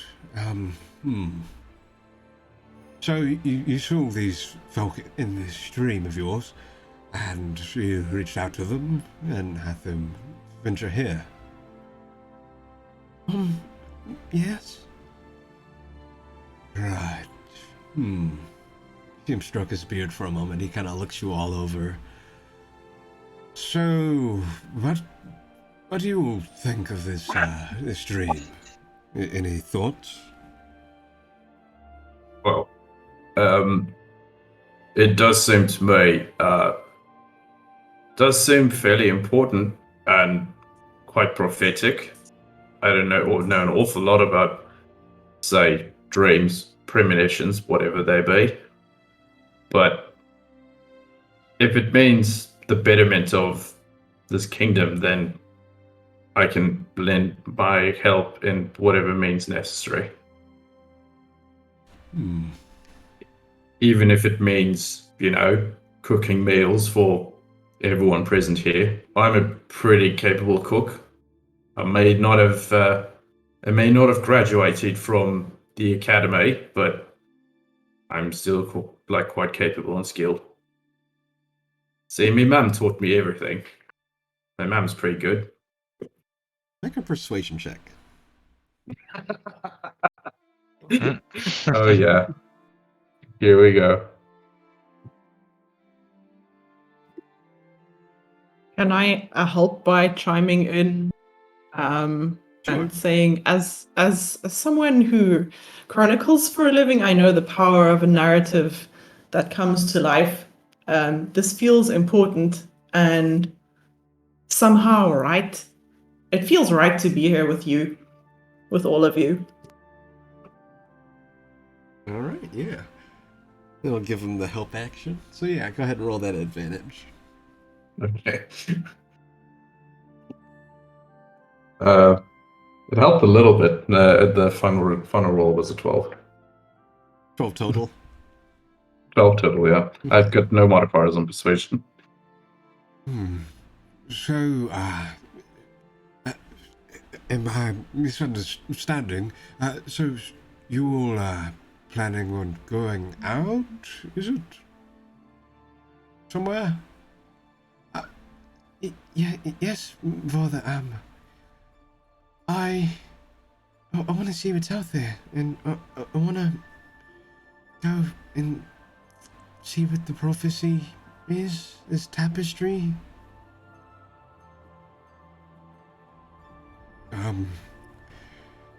Forgive my ignorance on the matter, but how much do you all necessarily know about it? Well, we've just all been introduced to one another like a few hours ago. Right. So not an awful lot, but we are, like I've mentioned, we're all pretty capable. Like as you can surmise, we could all, take very good care of your son here. Should anything arise. Look, it could be a big deal. It could be not a big deal, but the point is it's a deal. And I also feel like it's very good for people to travel. It doesn't seem like Yorick here has had much of that in his life. And as a traveler myself, I can highly recommend the mind broadening effect that travel has. And if he has a couple of capable adventurers by his side to protect him, I can't imagine a better or more safe scenario than this. And I'm sure we'll all bond as friends over this whole endeavor. Yeah, I'll be safe. You can see him kind of think for a moment. So, you all are willing to venture off with my son and investigate into this tapestry, dream, what have you, having only met him earlier today. Am I correct in that? Well, yeah. Yes.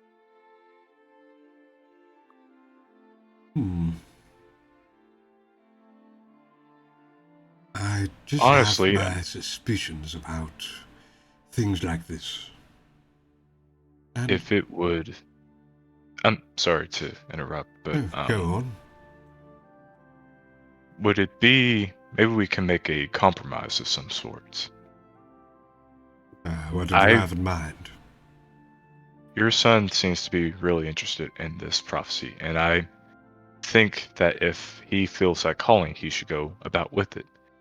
But I do also agree that just going out on it, like, as soon as possible with, 5 other strangers that he knows nothing about, knows none of their past or anything is a little bit suspicious.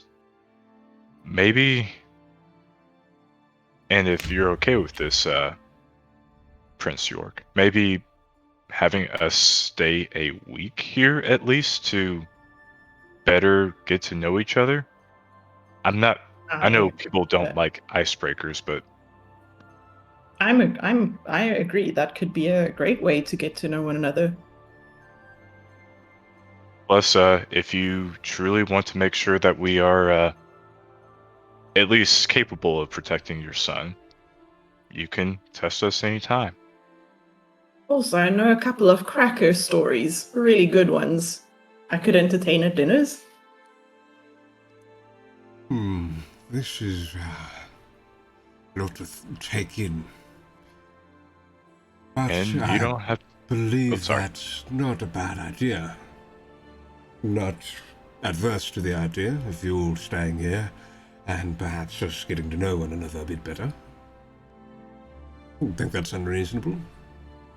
Plus, while we're here, hopefully, if there's any more information that your son can provide on this tapestry, we can figure that out and maybe kind of have an idea of where to go next. Yeah, we could put our heads together. Right. Well, if my son is this excited and invested in this avenue, I suppose I don't have an issue with it. And you all seemed quite pleasant so far, so I'm fine with having you all seek hospice here in the keep. That's perfectly fine. Excellent. Hang on. Does this mean that we'll be sleeping over in the Cape? I've never been in a castle, let alone slept in a room in a castle. This is jolly good. Yes, we have quite a few guest rooms. And the residence wing, so yes, after dinner, perhaps I'll have someone show you around, and you can get settled in. Right. Inwardly, Prom is very excited because she's been sleeping out in ditches and on the road and in trees and things for a while. So she's like, hell yeah, mattress! And as far as the going off and adventuring, I believe that I'll be able to pass that judgment with, as you said, you all staying here for a bit. Yes.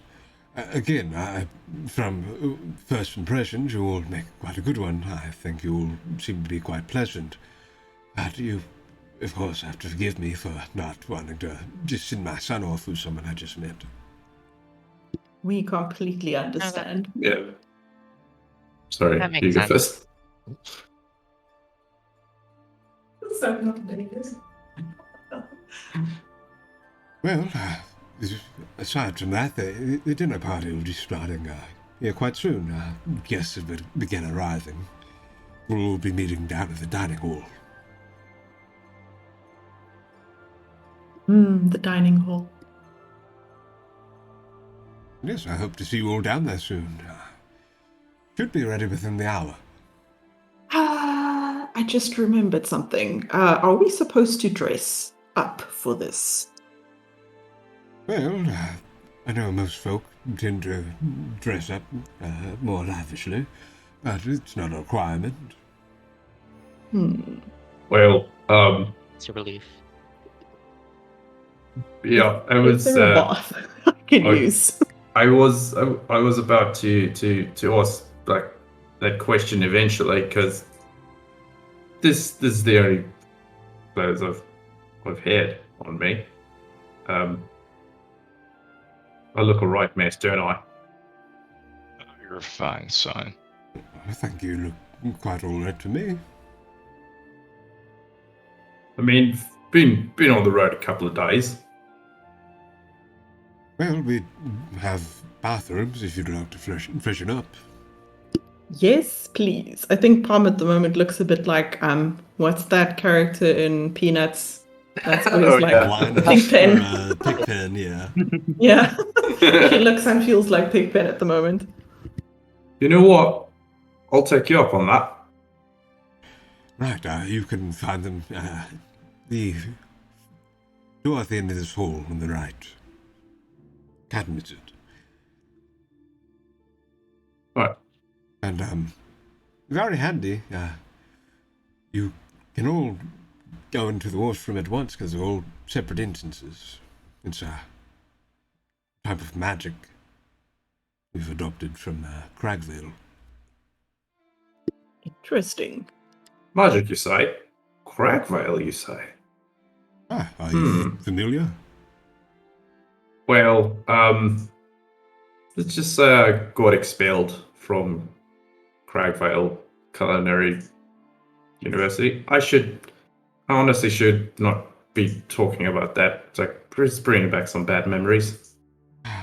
Right. Well, sorry to hear about that.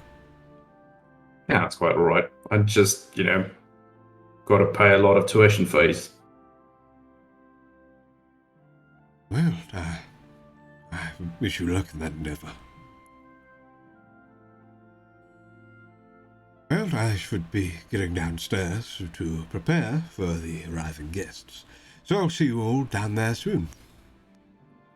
You're right. Well, it's a pleasure meeting you, Your Majesty. Sorry, I'm still not getting used to all of this. But yes, I look forward to seeing you at dinner. You as well. Well, I'll see you soon. And he gets up and makes his way out. Can I insight check him to see if he's really concerned about his son with some strangers or if he just doesn't want him to leave? Yeah, make an insight check. Let's see.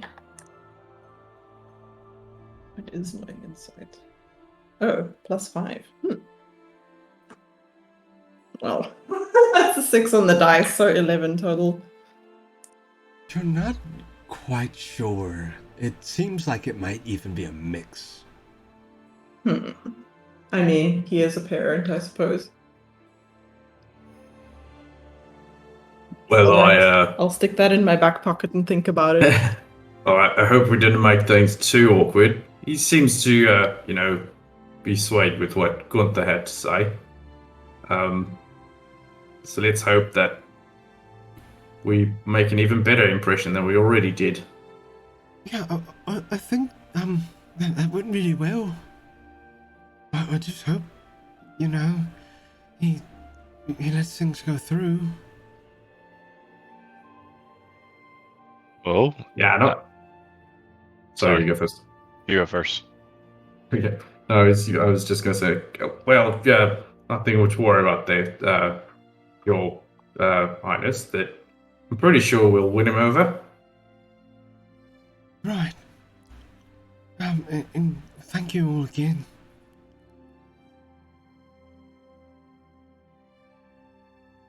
Of course.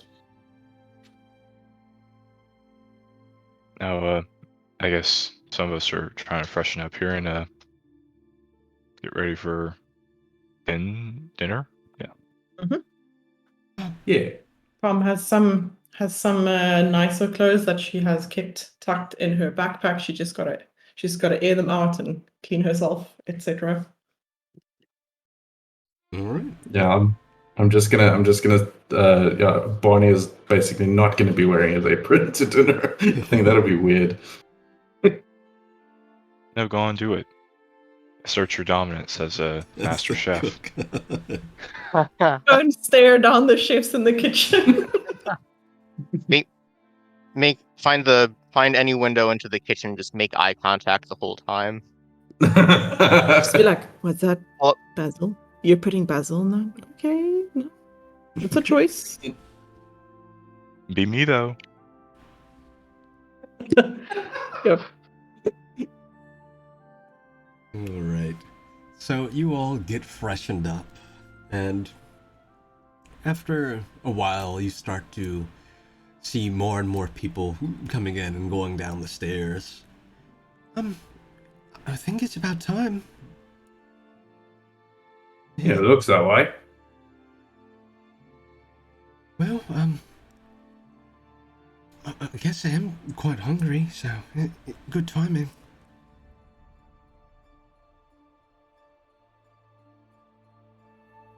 And Hey, he'll lead let's, you all on down.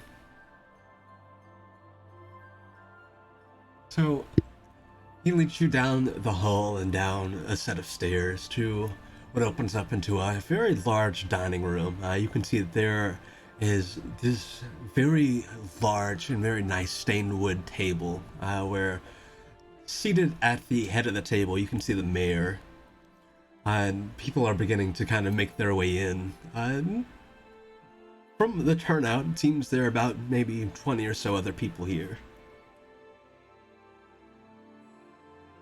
Goodness me. There's That's quite a the lot of guests here. That's the size of crowd we have to make eye contact, unfortunately. But I guess, yeah, Palm has some training, so she'll mingle. As you all begin to kind of get settled in, you're approached by this individual.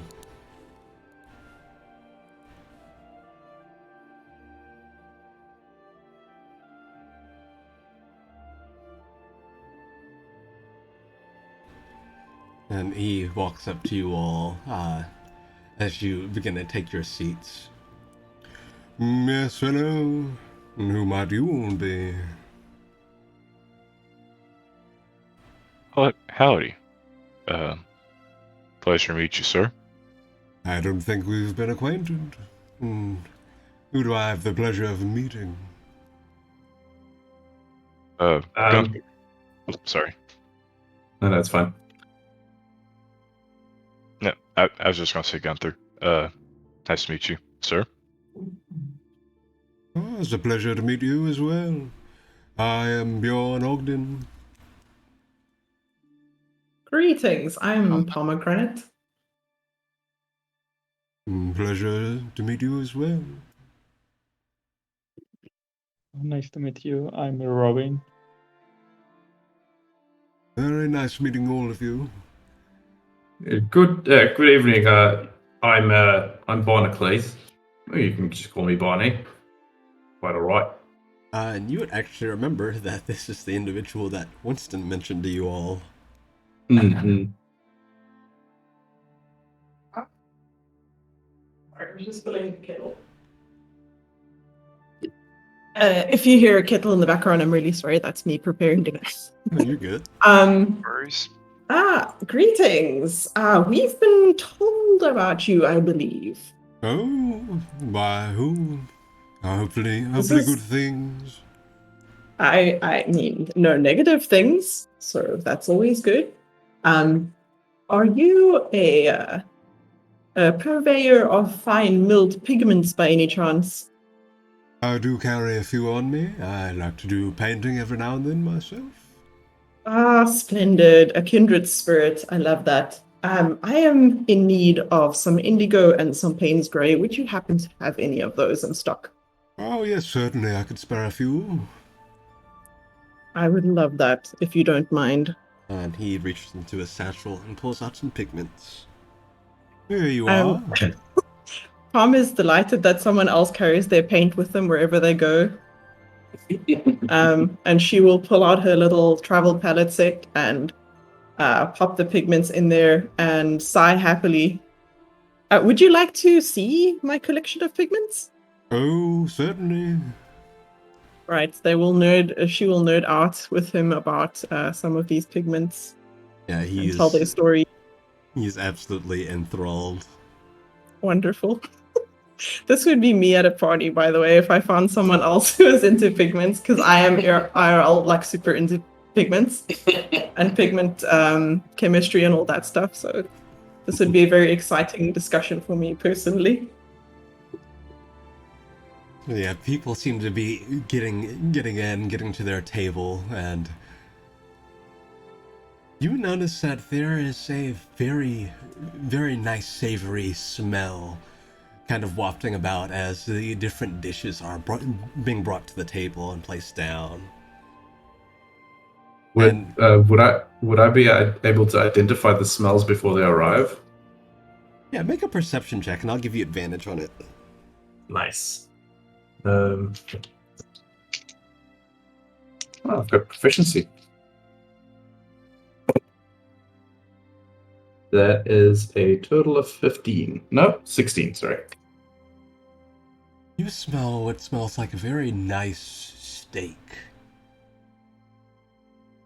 You smell a nice steak, and you can smell something else that has this kind of cheesy smell to it. Of what's been brought out so far. Yeah, it smells quite good. And I guess I could also probably like identify like the herbs and spices and stuff that we used. Yeah, they seem to be. I personally am not a cook, so I'll describe it as best as I can. But from what you can tell, has a very kind of elevated. It's for those of a more elevated palate. It's very unlike what you might be used to. It is very fanciful, the different spices that have been used. Well, I think Barney would sort of like, just like sort of share with anyone like what he's been like smelling, because like kind of like how Pomegranate's been like nerding out about the pigments. He'll be like talking about the spices and stuff, and like how this is something quite exceptional, and like he's never like experienced anything like this, but he's only heard like of, you know, he's only like heard of such dishes. Might I inquire what brings you all here? Are you also friends with the mayor? I'd imagine. Well, we've been invited by his highness over here, our good prince. Oh, yes, hi. Oh, greetings. You've grown quite a bit. You were quite the young one last I saw you. Yeah. And you see him blush at the mention. Yeah, it's been a while. Well, it seems you've grown quite well. Good to see you.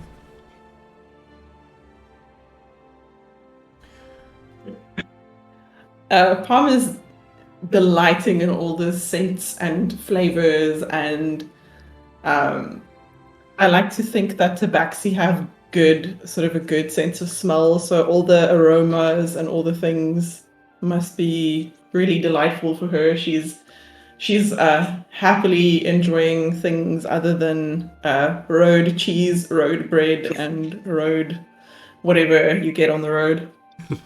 Roadkill. Roadkill on occasion. She's not proud of it, but nothing goes to waste. Yeah, I can respect it. Yeah. As you all are kind of getting settled in here, you see the mayor stand up, and he addresses everyone who's now seated at the table. Yes, I'm glad everyone could make it. It's been quite some time since I last hosted a dinner party. But it's good to see you all, and I hope you're in good spirits, and I hope the food keeps you in better spirits. So, without further ado, please dig in at your leisure. And Yeah. And that your here has returned. Everyone seems to echo that. Yeah, the various platters are spread out, and you can see that there is this very, very nice looking, this very nice pasta that is accompanying the steak. This steak seems to be cooked to a medium rare and seasoned very nicely. everything seems to be laid out so decadently. You can see, you would probably appreciate Barney as you're kind of looking at it. The presentation is also very nice. Like there are these nice edible flowers that are accompanying each of the plates. Everything just looks very nice. There are these potatoes as well, these dinner rolls. Everything looks very good. I would assume this would be like something not too far from like what the like graduates of the academy would be making for like their finals and stuff. Oh yeah, for sure. Like a real British Bake Off kind of scenario. Like presentation is everything. There's also wine, and there's wine for anyone who wants it, and there's also water. Yeah, and you all dig in. It is a very nice dinner. Very well cooked. Hell yeah. Delightful. Delicious. By the way, after dinner, I want to show you guys something. All right. Anything we should be concerned about? Oh, no, it's just something that might be relevant. Yeah, all right. But I think, since we're all here, he'll raise his glass like for everyone in the party. Is like to new friends and new adventures.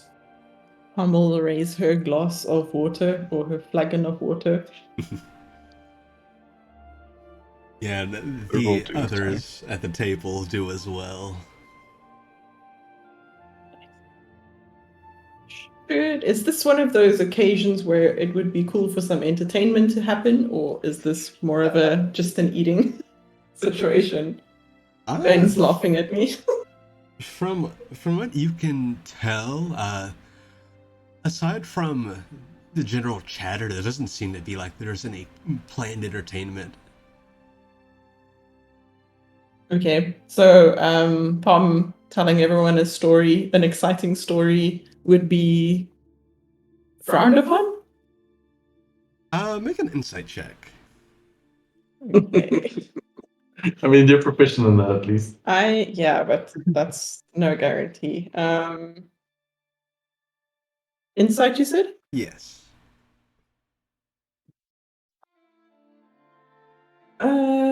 That would be a 24. Wow. As you're kind of getting a read of the room here, you sense that they might enjoy a good story. Okay. She will tell them a story. This wouldn't be one of the chronicles that generates a magical effect, but it is a pretty exciting story full of drama and deceit and affairs and all the good stuff that people love listening to. Make a performance check. Okay.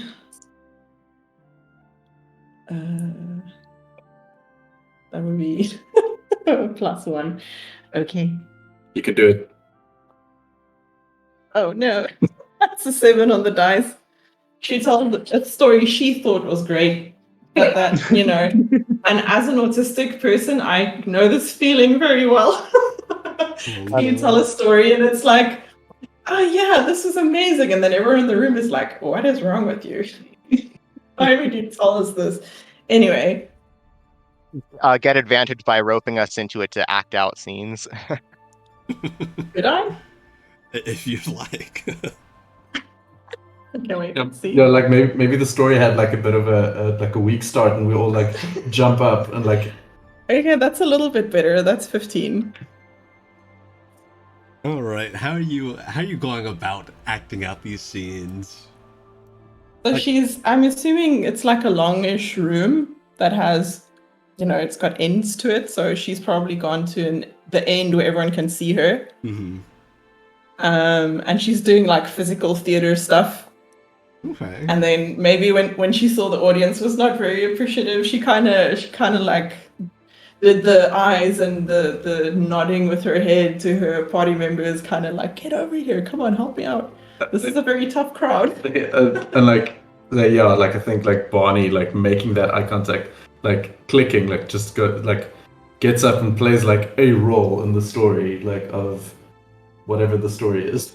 The Probably the like butler that had an affair with the lady of the house and the gentleman of the house, unbeknownst to both of them, and then also with the son of the house. he'll He was also a like very hot butler. like you'll also like if there's like an empty plate or whatever, like to play the role of the butler, you sort of use that as a prop. Yeah. To like sort of Yeah, carry it around and absolutely. you'd be like, I think that was- she'll tell the story, and then she'll sort of when she gets to a point, she'll sort of gesture with her arms towards one of the party members to see if they'll take the bait and act out what she's describing.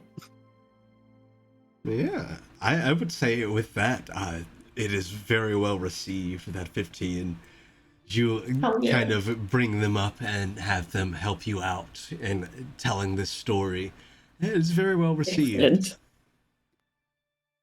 That was wonderful. Thank you for that. It's a pleasure, and please do always do background checks on your butlers. Oh, most certainly. Barney like nervously Is looks there a- around and like immediately stops acting like a butler. Is there a butler in the room? I've now offended. There was someone who brought the food and unveiled it. You can assume as much. Okay. And you can see that they are an elven gentleman, and he, at the mention of this, he just kind of looks and very slowly makes his way out of the room. She will catch his eye and wink at him. He just kind of looks back at you for a moment and shrugs and keeps walking. That's Classic. excellent. Well, I hope everyone has been well fed. I have something I have to attend to, but if you will join me, I'd like to get to talk with some of you that have traveled for quite a ways. And everyone kind All of right. disperses and gets up and begins kind of mingling about. And the prince, he looks at all of you. Right, I think now would be a good time for that. If you all come with me. All right, but weren't we like needed elsewhere? Well, this is kind of the part of the party where the nobles kind of talk amongst themselves. I don't think they'll notice if we slip off. You're all right. But wait, aren't we being called Sounds much to? more pleasant. Aren't we being asked to discuss things with the king, or is this where we're going? Well, he, I think when we talked with him earlier, that would have been enough. If you want to talk with him more, though, we certainly can. I just don't want to create the impression that we're dining and dashing, because that's kind of rude where I come from. No, I mean, you did just put on a show. This is true.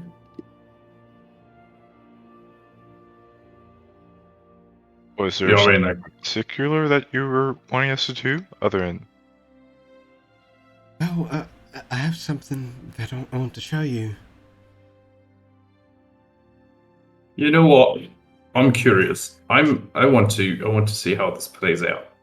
So, you lead the way, Your Highness. Right, of follow me. course? And he'll lead you all upstairs to his own room. And he goes over to his bed. So his room looks pretty nice. He has a nice canopy bed, a nice big wardrobe, and a window that has a pretty decent view of the courtyard down below. He goes over to his bed and reaches under it and pulls something out. And he holds it up, and you can see this kind of what looks like, at first glance, looks like stone, kind of carved and elongated into a point. But those of you looking at it closely can make me a nature check. Nature. Let me see if do I have proficiency in that. 14 plus 2, 16. All right. Gunther has a 14. I also got a 14.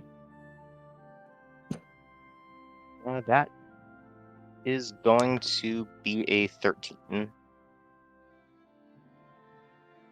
As you look at this, this isn't a piece of stone, but it is very solid. This here seems to be the claw of some kind of creature, and for those of you who rolled a bit higher, you would recognize this as a claw belonging to that of a dragon. Prince, how did you get this? So, you know how I mentioned the dreams have been happening? Mm-hmm.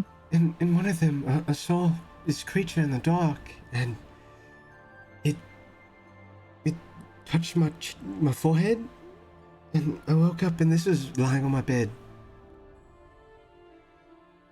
I see. And I've just hung on to it ever since. I haven't really told anyone else about it, because I didn't want to alarm anyone. I didn't want anyone to think that maybe there was some kind of beast roaming around causing harm. Well, it's mighty concerning that a creature you said in your vision, and this appeared the next morning. Right. I mean, I might have had my suspicions in the beginning, but your premonitions do seem to hold quite a bit of a candle. Yeah, it's mostly, from what I can tell, it's just a claw. But sometimes it glows. Glows, you say? When in specific does it glow? Is there a theme? Well, I've woken up in the middle of the night sometimes, and whenever I do, I notice that it's glowing. I can see it from underneath my bed. Shines a blue color. And I roll an Arcana check to see if there's like any sort of magical properties of this item. Sure. Which dice are going to fail me today? That's my line.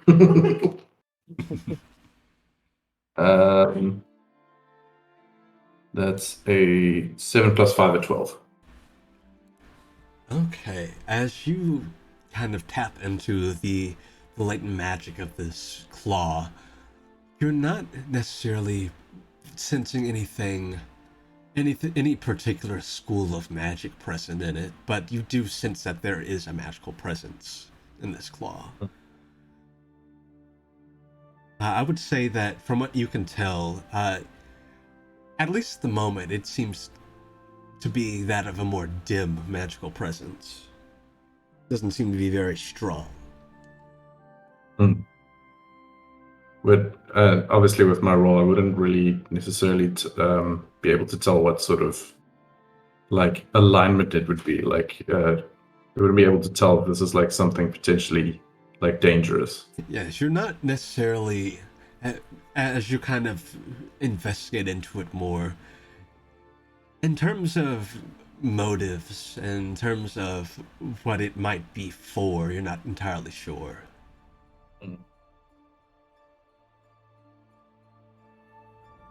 Have you told anyone else about this? Have you shown anyone else this? Well, no. Well, I think it might be best that, kind of stays between us for the time being. Right. Not until we can figure out what this is. There's definitely something inherently magical about it. Outside, it sounds like the creature that it came from in the dream was friendly, right? Yeah, it didn't seem like it wanted to harm me or anything. Although, when it was speaking to me, I couldn't understand it. It was speaking a different language.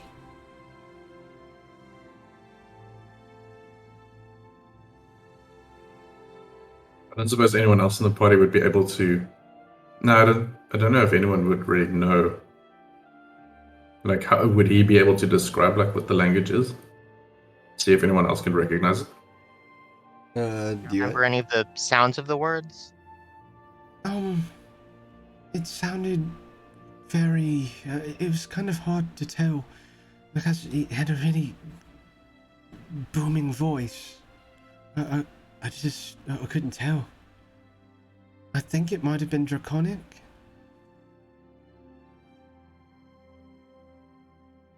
Yeah, I mean, if you all believe that it's a dragon, then yeah, that's probably tracks. Yeah, I wish I knew how to describe what I heard. But No it was, worries. I just thought it was a normal dream until, I woke up and that was on my bed. Yeah, that's well weird. I'd be rather like freaked out, to be completely honest. Did this arrive before or after the tapestry dream? It was before. Interesting. So the two may be related? Maybe, I think they might be. I think it has something to do with it. I mean, they both happen from dreams, so it seems like it. Was there anything else about this creature, like what its coloration would have been, or how big it was? It was really dark in the dream, but I do know it was really big. Really big, and it had these kind of crimson eyes. Right.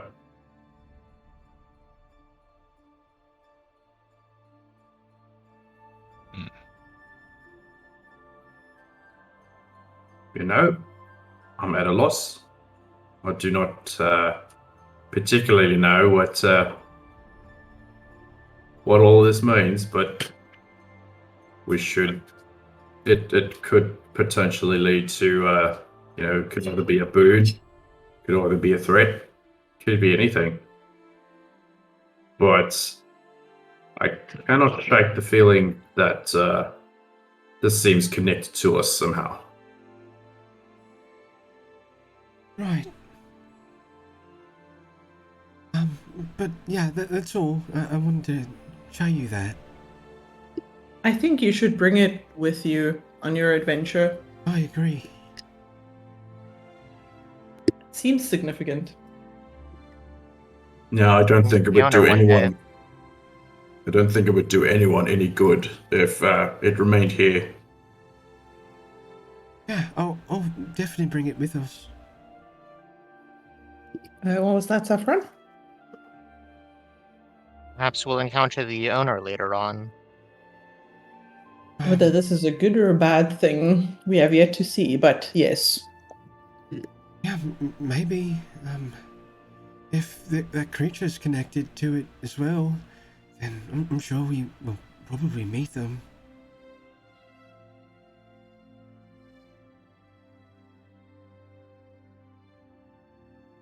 Well, I don't know about all of you, but I'm quite tired.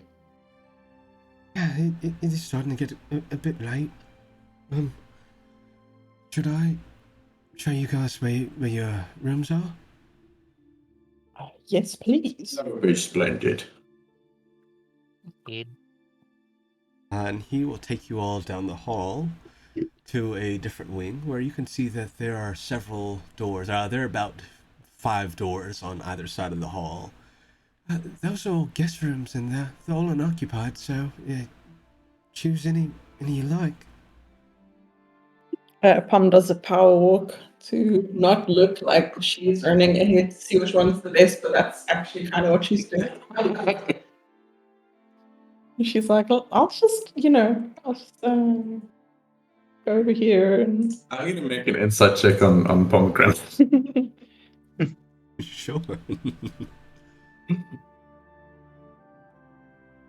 Insight. No, that's an 8. That's a 9. With that 9, what do you think that Barnacles would be able to ascertain from Pomegranate? It's like he's just wondering like, why is she walking so quickly? But she's not walking too quickly. She's just moving at a healthy pace. Nice healthy Just fast speed enough walk. to not. Yeah, it's just a little bit less fast than would count as rude, I think. Carefully selected foot speed. He's able to ascertain that her movement seems slightly different to normal. Well, I'll be down the hall, if you need me for anything. Right, you are. Sure thing. And he goes on back to his room. So, are you all going to your various guest rooms? Yes, but I would like to check the room for traps. All right. Let's have it. After being on the road for so long, you learn to check for traps before you go to bed. Yeah, make an investigation check. Let me guess. That's going to be terrible. Yeah, that's a 4 on the dice, so 5 total. It's a very nice room, although there aren't any traps, so well hidden. It's perfectly safe. I shall sleep like a baby in this room. After I lock the door. In each of the rooms, very similar to the one the prince had, there are these very nice fluffy canopy beds, as well as an end table, a nice desk with a very comfortable looking chair, and a window that sees out into the courtyard. Well, this is definitely different from what Barney is used to. He's used to living much more. It's a much more modest like village that he comes from. So, I'm guessing the higher ceilings are definitely something that he's not really experienced. Oh yeah, for sure. The ceiling. Also, each room has its own chandelier as well. Yeah, he's just like marveling at this like extremely luxurious looking room, and like not even his living quarters at the academy was this posh. All right. As you all get settled in for the night, is anyone doing anything in particular before they head to bed? Candles is making her right at home, setting up in her alchemy kit and studying some of the new samples that she got from the garden. All right. I think Barney is definitely like making sort of like a nightcap coffee. Ooh. He's got like all this. He's got like all of his like cooking, and he brought all of his cooking stuff with because he thought he was getting a job instead of being a guest. So yeah, he's got like everything at the ready, and he's just like making himself a coffee and ready to just like like stare out at the window and just like having a nice chill time. So I'm guessing the smell of like freshly made coffee would probably be amazing for like all the adjacent rooms. Yeah, you all smell the fresh coffee being made. Palm will look under the bed and in every closet just as a ritual before going to bed. And then I think once she's in the bed, it's just like the best feeling because she's clean. She is dust free from the road. She had a great meal, and I'm assuming the sheets are clean. That clean Indeed. sheet feeling. Yeah, she's enjoying just feeling well, a mattress in the first place, and secondly, just clean sheets and a safe place to rest for the night. As you kind of lay back down, it comes to mind the blacksmith from earlier. Oh shoot! Oh shoot! The hot orc lady. Shoot. What time is it? At this point, it is around. I'd say it's around 8:45. Maybe I'm assuming the blacksmith lives adjacent to the shop. Yeah, you would have known. She would have mentioned that she'd be there until she closes up at 9. Okay. So I think Palm will rush back into the dining room and grab whatever looks tasty and presentable, and stuff it in like some cloth as an apology gift, and then skedaddle towards the blacksmith. All right, you make your way on over to the blacksmith, and as you had been there earlier, you find it without too much trouble. And you see, just closing up, you see Irene, the blacksmith. Oh, I've got your dagger ready. I'm so sorry, I completely forgot. The dinner was so good, there was so much food, and then the sheets were cleaned, and this is for you. Oh, thank you. You know you're right on time, right? So no worries. I mean, I thought I was gonna earlier, but thank you. I'm sorry. Oh, it's fine. And she presents the dagger to you, and you can see that this dagger has been very finely crafted. It has this nice dark wood hilt with several inscriptions carved into it. These nice kind of circular embellishments on it. And the blade itself is made of a very nice and kind of shiny looking stone. Wow, this is beautiful. What is this? What stone is this? That is glimmerite. I've never heard of this. I had a bit of extra. It's a very conductive material. Interesting. Wow. This is beautiful. Thank you so much. I'm so glad I asked you to do this. Oh, I'm glad to be able to make something good for someone. And I'm sure it'll serve you plenty well. I'm sure. I'm sure. So Palm's just like, she's so nervous. She's like, okay, shit, what do I say now? How do I just leave? I don't suppose you have a target dummy out back. Oh, yeah, I have plenty. Would you mind if I... Go for it. Alright, Palm will find the dummy. Alright, yeah, you sure enough do. There are several archery targets and some nice reinforced straw dummies. Excellent. She is gonna take a pot shot at one of them with the dagger. Alright, make me an attack roll. Okay. That's a 9 on the dice. Okay, what did you get with your modifiers? The dagger is +2, right? So you would have +2 if you're using your dex. You would have +2 and then your proficiency. So that would be +4. +4 total, I think.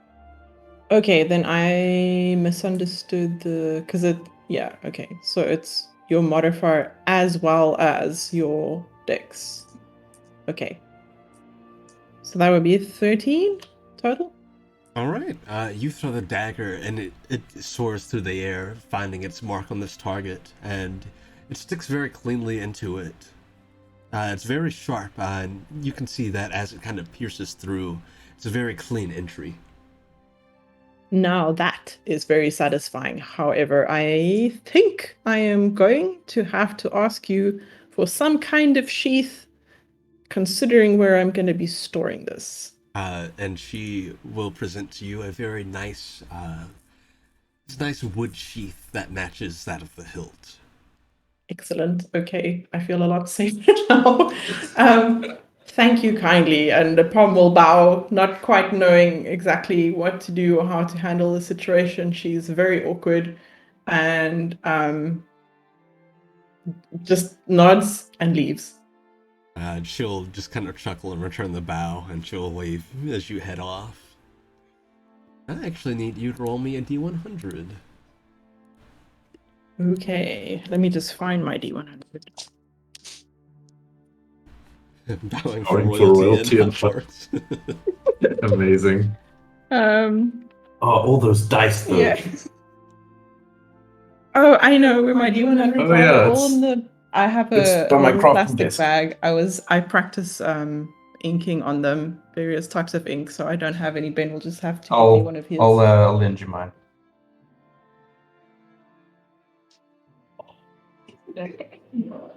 I gave you the tiny ones. Ben. He gave me his tiny ass little dice. He ordered some dice, and they arrived, and they were the size of peas. They're so small. Baby dice. They're so I tiny. didn't read the description properly. I can't even. Yeah, there was a the photo had a coin, but it's not a currency that we know, so we didn't know how big the coin was. I'm guessing it's like all of the dice I think like fit on like a quarter or something like that. Oh, Anyway, those are tiny. It's a Plant them 17. and grow them into full size dice. I'll put a photo in our Discord for you Yeah, guys. here's the you can compare it to normal size ones. Anyway, I got a 17. 17. Let's see. Oh, very interesting. So this dagger, as was said, is a very fine craft, and this dagger is actually magical in nature. Wow. This dagger in particular has the booming property. So and I'll of course type this out for you as well after. But this weapon resonates, releasing thunderous force when it strikes. Once during your turn, when you land an attack with it, you can release a thunderous bang, clang, or roar, or other such sound, and it can be heard within 60 feet. And the target of the attack and all other creatures you choose within 5 feet of the target take an additional 1d6 thunder damage. Nice. Ah. Thank you. Booming blade. And I will type that out for you so you have it. Thank you. These dice are ridiculous.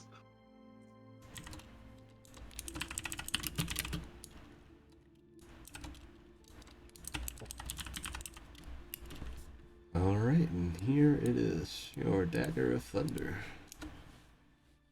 Thanks. I should put this on my. Blade go boom. Blade go boom Yeah. indeed.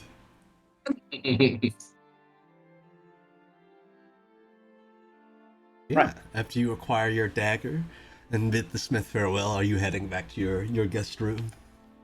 Yeah, I suppose. But I guess she'll do some stargazing while she's out there. You can never get tired of the night sky.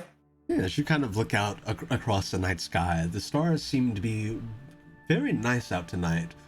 The sky has this kind of bluish purple, this nice kind of indigo color to it, and you can see that there are plenty of stars kind of gleaming in the sky. Lovely. I pick out a few constellations. Very nice. All right. There's the fat lady and the. I always wonder if that one is the pig man or the man pig. No one can quite tell me. Much debate. Yeah. hotly debated in astronomer circles. All right. Is anyone else up to anything before they head to bed?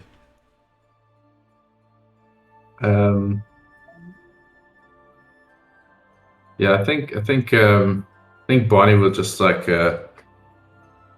finish his like nightly ritual coffee, and maybe start writing a letter to his mom, but like sort of not even finishing halfway before he starts like becoming a bit too tired. So he's gonna get into bed and probably think this is like probably one of the comfiest beds he slept in. Yes, it is He is very comfortable. It's quite nice. And yeah, and he's gonna doze off. All right. I'd like to ask my patron what they think about the whole situation about the Dragon Claw. Okay. Let me see. Give me one moment.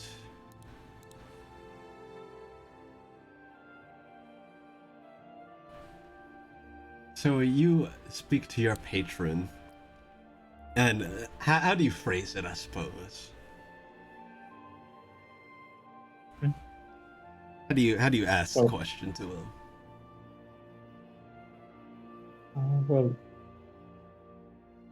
What did you think about this whole situation with Prince Yorick? He took a claw out from his prophetic dream once before the tapestry one. It seems to be quite a mystery, but I'm sure more answers will come to us soon.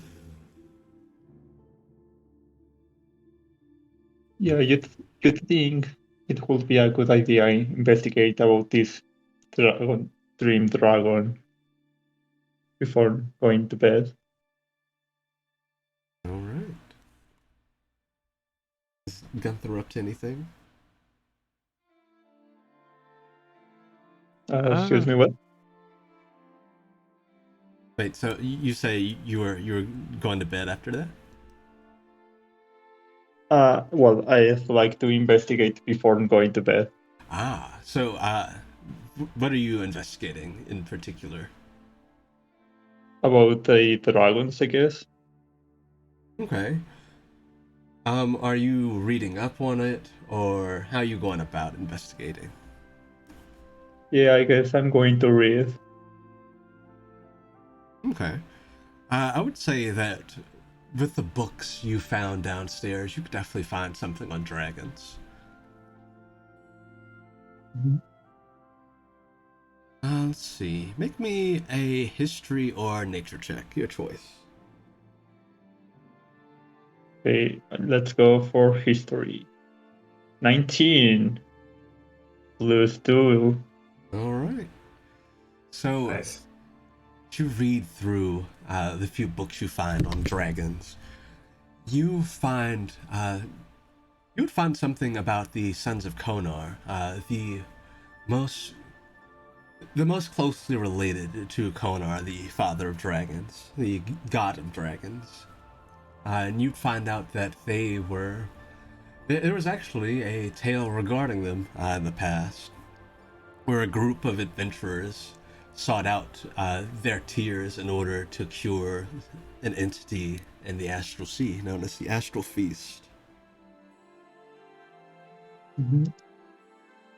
And other general knowledge you get about dragons is, for the most part, dragons are very, very smart creatures, very deeply linked to magic itself.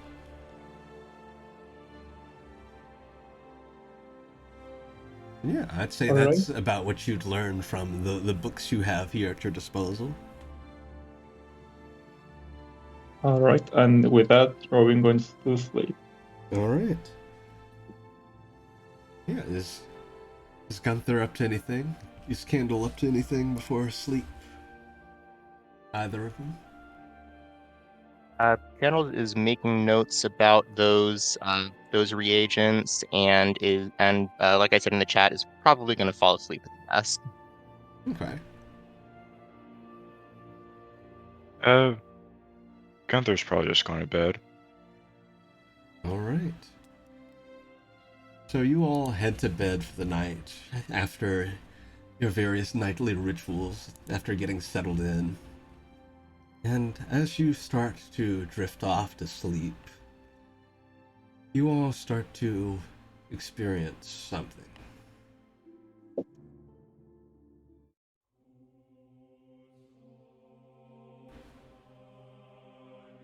You start to experience what seems like a dream. And as this happens, as you feel yourself in this new state of being, you can see towering above you in each of your various visions is that of a large dragon. The prophecy speaks of many. However, you are but the few capable of making change within it.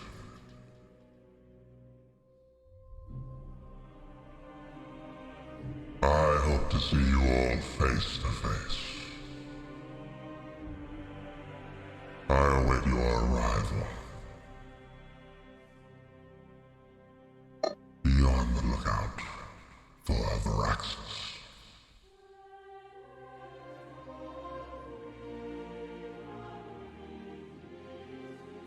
That, I think, is where we're going to call tonight's session. Whoa, that was so cool. Excellent.